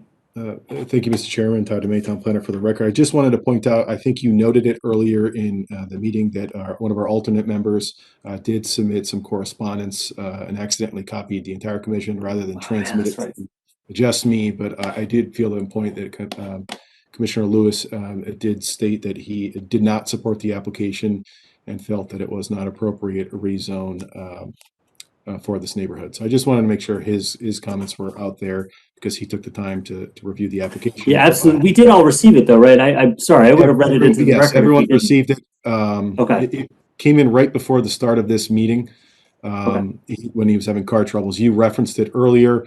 I just wanted to make sure that his comments were part of the public discourse and that he was found the application to be inappropriate rezone. Okay. Thank you, Mr. Demay. This is Kevin Ahern again. All right, so I'll very briefly add. I think that, and I think I said it earlier on the record that I think this is substantially similar in form and function to the prior application that we approved. I agree with everything that the commissioners have said regarding this, including Ms. Gillette's comments regarding the design. I think if I was on DRAC, I would have some words regarding the design, but I, it's not enough for me to say no to this. I said it at the time, and I said it during the drafting of the POCD, and I'm going to say it again. I think that this, we call it a development. Another word for develop is to evolve, and this is an evolution, a natural evolution, and it is appropriate in this area. You just, I think Ms. Gillette, you pull up just a little bit in this neighborhood, and this is very consistent, and whether or not it brings further diversity, it's consistent with what you see in this neighborhood, and it is appropriate for the location. Reading the application, it seems like a very responsible application. So there's no reason I would change my recommendation on this. So, all right. So we have a motion before us, unless we have any further comments. Let me try your minds. Mr. Demay, will you please call the roll? Thank you, Mr. Chairman. Commissioner Gillette. Aye. Mr. Binkhorst. Aye. Ms. Combs. Aye. Mr. Prestige. Aye. Mr. Ahern. Aye. With that, the council referral for application STD 152, 1340, 1344 New Britain Avenue and 8 to 16 Berkshire Road was unanimously recommended for approval, subject to the 3 specific findings that Commissioner Prestige and Gomes crafted during deliberation. Thank you, Mr. Demay. So what we're going to do now is we're going to move back to item number 6. I do not see that we have that caller back. That is unfortunate. So unless the commissioners have any other questions for the applicant, Mr. Martin is here and prepared for questions. I don't see any questions. Mr. Martin, do you have anything to add to the application before we close the hearing? Thank you. No, I do not. Okay. Thank you very much, Mr. Martin. And with that, then we will close the hearing. The hearing is now closed. Bang the virtual gavel. And we will move immediately into deliberation. So we have before us an inland wetlands application. For the purposes of discussion, I would entertain a motion on this item. Mr. Prestige. Kevin Prestige, Commissioner, I would move that we approve this application. And I would also move that we set certain conditions too. Those conditions specifically would be that plans of record are incorporated by reference, and the permit is fully set forth in the actual final permit itself and modified by any of the conditions that I'll list after this. One is that the wetland permit is subject to full compliance to the town erosion and sediment control requirements and the state guidelines too.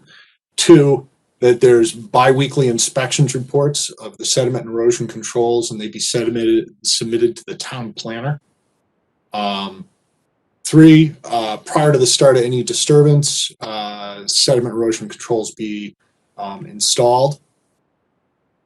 And prior to commencement of any disturbance, the town planner be notified.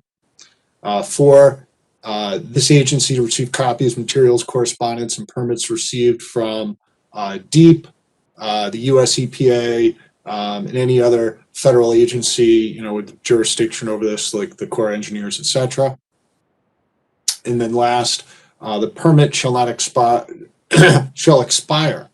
if not exercised within 5 years of the date of its issuance. Yeah, I'll leave it at that for this moment. Thank you, Mr. Prestige. This is Kevin Ahern, Chair again. Mr. Prestige, do you have any comment on the application? I do.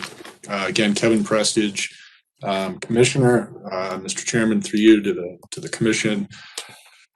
Mr. Dumais and Mr. Martin, the bridge has got to get replaced. There's absolutely, no question as for the need for the project. It's, there's alternatives as they were presented to us in the application. This is the only one. The additional work, so when you're talking about work in a wetland or water course itself, this is clearly when the project is over, there will be a net improvement to the wetland and water course resources in the town for the community itself. It's very clear. There'll be a temporary impact, but at the end, it's a net win. It's well thought out. I think we already talked about how we felt about the presentation, so on and so forth. Where it fits in with the community with regards to the other functions and values of wetlands and water courses. The aesthetics is also of value of wetlands that's written in, and we do consider that, and taking this lumpy old pond / ice skating rink for Liz and her friends. We don't want to know what else she was doing at the time. But in enhancing it, putting up the trees, cleaning it up, so on and so forth, it's just it's a clear win. It's exactly what you look for with regards to an activity in and around a wetland with regards to before and after. And at that, I'm just going to be saying the same thing over and over again. So I'm going to stop there. Thanks. Thank you, Mr. Prestige. This is Kevin Ahern, Chair again. Do we have any other further comment on this application? All right. I would like to add just briefly to my comments from when you guys were making your presentation on form. You guys were absolutely locked in, and you made a great presentation. Even though Matt looked like he was playing Call of Duty, his enthusiasm and his breadth of knowledge on it was obvious, and that goes the same for the rest of the team. They just we got everything we needed to make our decision, and I was very impressed with the work that they did. So thank you, Mr. Martin, for bringing that team in. On substance, I agree with Kevin. I mean, Fern Ridge Park was where we spent the first few Walking Dead months of the quarantine, trying to make up things to do down there, like little races, following stuff down the brook, and things would always get stuck at certain points because of all of the debris that gets stuck in those weird little, those twists and turns and choke points. So I'm not looking forward to the year and a half of work that has to be done, but I'm looking forward to the result. So I will be voting yes on this. Mr. Prestige. Kevin Prestige, Commissioner. Mr. Chairman, I forgot one thing, and that is I had mentioned that we would consider perhaps including a letter in support of this application to help facilitate or expedite the approval of the state and the federal level permits. To you, to Mr. Dumais, to whoever else, how do we discuss that if we want to discuss it? And if so, how would we go about including that as an approval? Is that something we consider after the motion and then we talk about that follow-on activity, so on and so forth? But I don't want to lose sight of that. Kevin Ahern, Chair again. Mr. Dumais, how do we handle that? I think the best way to handle it is outside the specific approval finding or permit, and just you guys have acknowledged that you'd like to do that to support this application.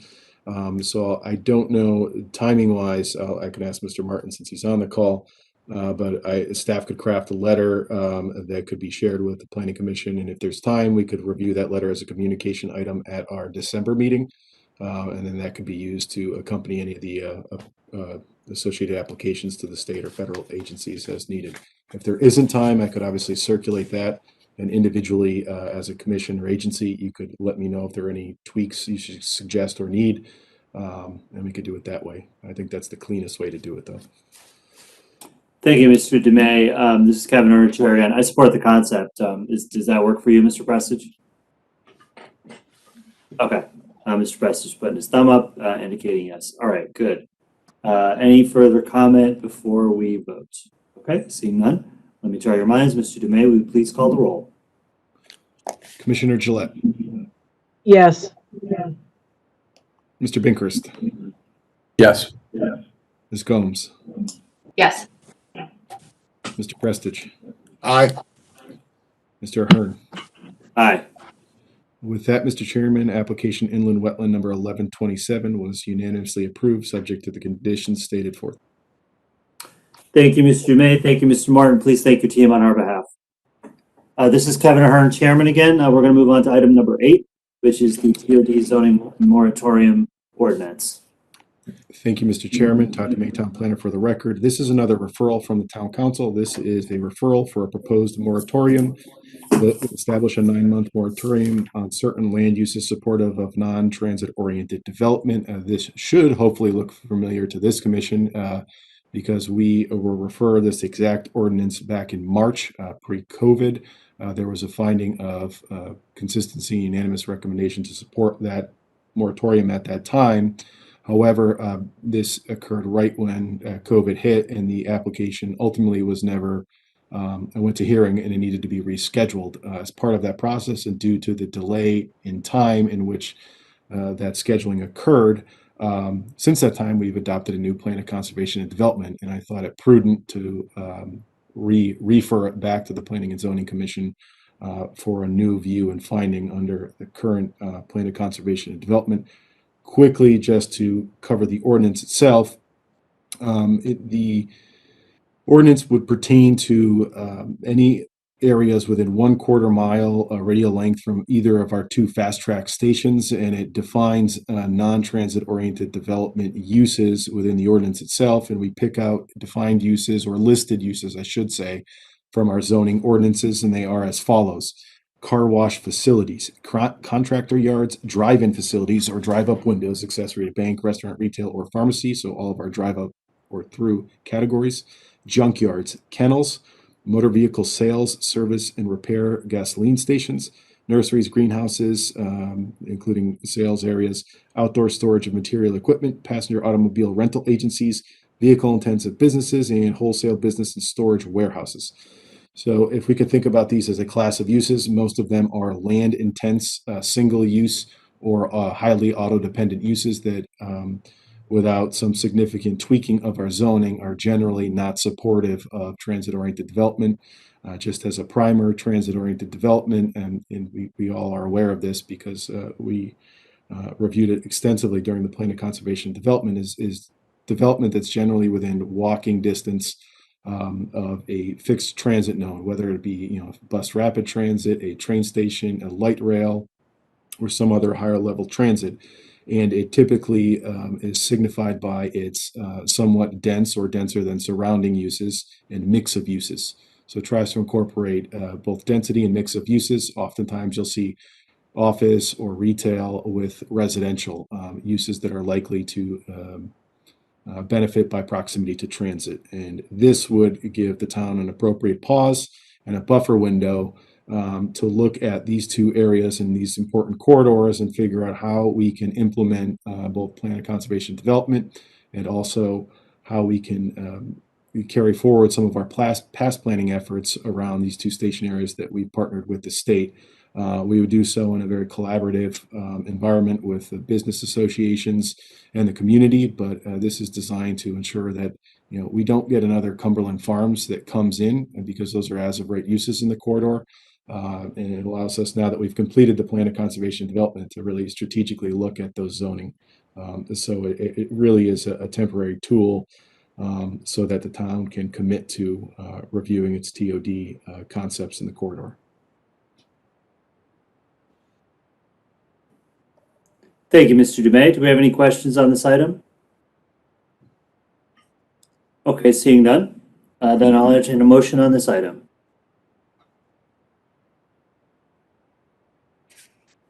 Mr. Prestige. Kevin Prestige, Commissioner, Mr. Chairman, through you to the commission. I'd move that we recommend approval of this TOD zoning moratorium. I mean, it lines up exactly with what we're trying to do through the recently approved POCD. In particular, there's an action in there in the POCD where we state action should further the POCD furthers the transportation action to review the zoning ordinances and consider the creation of a new transit-oriented district zone. So putting this pause on there sets us up to be able to do exactly that. So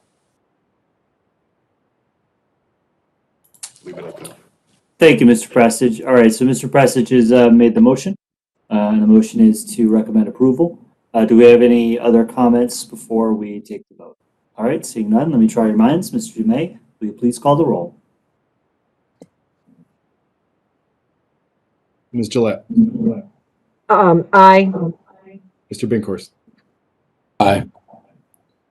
Ms. Gomes. Aye. Mr. Prestige. Aye. Mr. Ahern.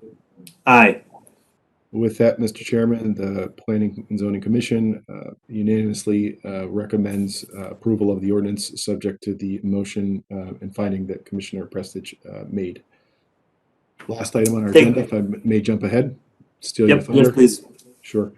This is just a reminder point. I don't expect a great discussion or deliberation, but you'll recall at our last meeting, perhaps 2 meetings ago, no, that was at our last meeting, I prepared a strategic plan based out of our plan of conservation and development, and it suggested that we can use this, and certainly it's the administration's recommendation that we can use a document like this to help implement our plan of conservation and development, ensure that it's an active document that helps inform and guide the future growth and evolution, to use your word, Mr. Chairman, of the town.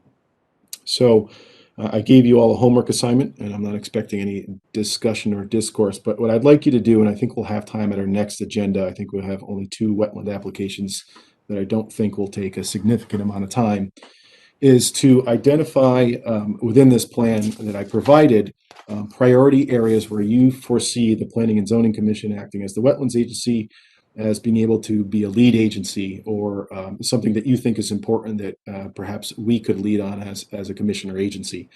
If I've missed anything that's within the broader document, feel free to bring that in. That's fine. I tried to grasp some of the critical priorities that I know are working their way. Some of them are council priorities, some of them are staff priorities. But off the top of my head, based on the discussions we routinely have, Liz started the meeting with this. Clearly, low impact development might be one that I think you as an agency would be a good lead entity to work on. Coming up with those innovative design approaches to ensure that we have really thoughtful approaches to development in terms of handling stormwater and impervious. Perhaps it's a review of our wetland regulations. I think we're going to also need to do some work around our floodplain management regulations. Those are things that I'd like you to think about, and I'll keep it simple. Just give me 3 priorities that each of you have. If you could email them to me prior to our next meeting. If they're not within this document I provided, if there's something else in the POCD you think we should be working on, that's fine. But I want to use that as a discussion point going forward so that we can start to prioritize our work towards achieving the goals and objectives of the plan. And that's all I had really on that item, Mr. Chairman, and hopefully we can have a very engaging and lively discussion at our next meeting in December. Thank you, Mr. Dumais. This is Kevin Hearn, Chair again. I appreciate that. All right, then we are at the end of the meeting. I just wanted to note, Mr. Dumais, I'll just ask this every meeting, but while it says our next meeting in December is at 7 p.m., would you project that our meeting in December will be at 6 p.m. again and virtual? Thank you, Mr. Chairman. Todd Dumais, Town Planner. Yes, I would expect, as long as we're comfortable with the 6 p.m. Start time, it allows us, when there's a longer agenda, to not finish late in the evening. I certainly will be in a virtual remote fashion into December and likely into January, but I think it's safe to say, with your concurrence, that we could start that December meeting at 6 p.m. That's fine with me. This is Kevin Hearn, Chair again, so long as we're giving the public sufficient notice of the time change. That's fine with me. Okay. Then with that, I will entertain a motion to adjourn. Mr. Chairman, thank you, Mr. Chairman. I will make a motion to adjourn. We have a motion to adjourn from Ms. Gomes. Let me try your minds. Mr. Dumais, please call the roll. Ms. Gillette. Aye. Mr. Prestige. Aye. Mr. Binkhorst. Aye. Ms. Gomes. Aye. Mr. Ahern. Aye. With that, the meeting is adjourned. Thank you all. Thank you, everybody. Have a good night.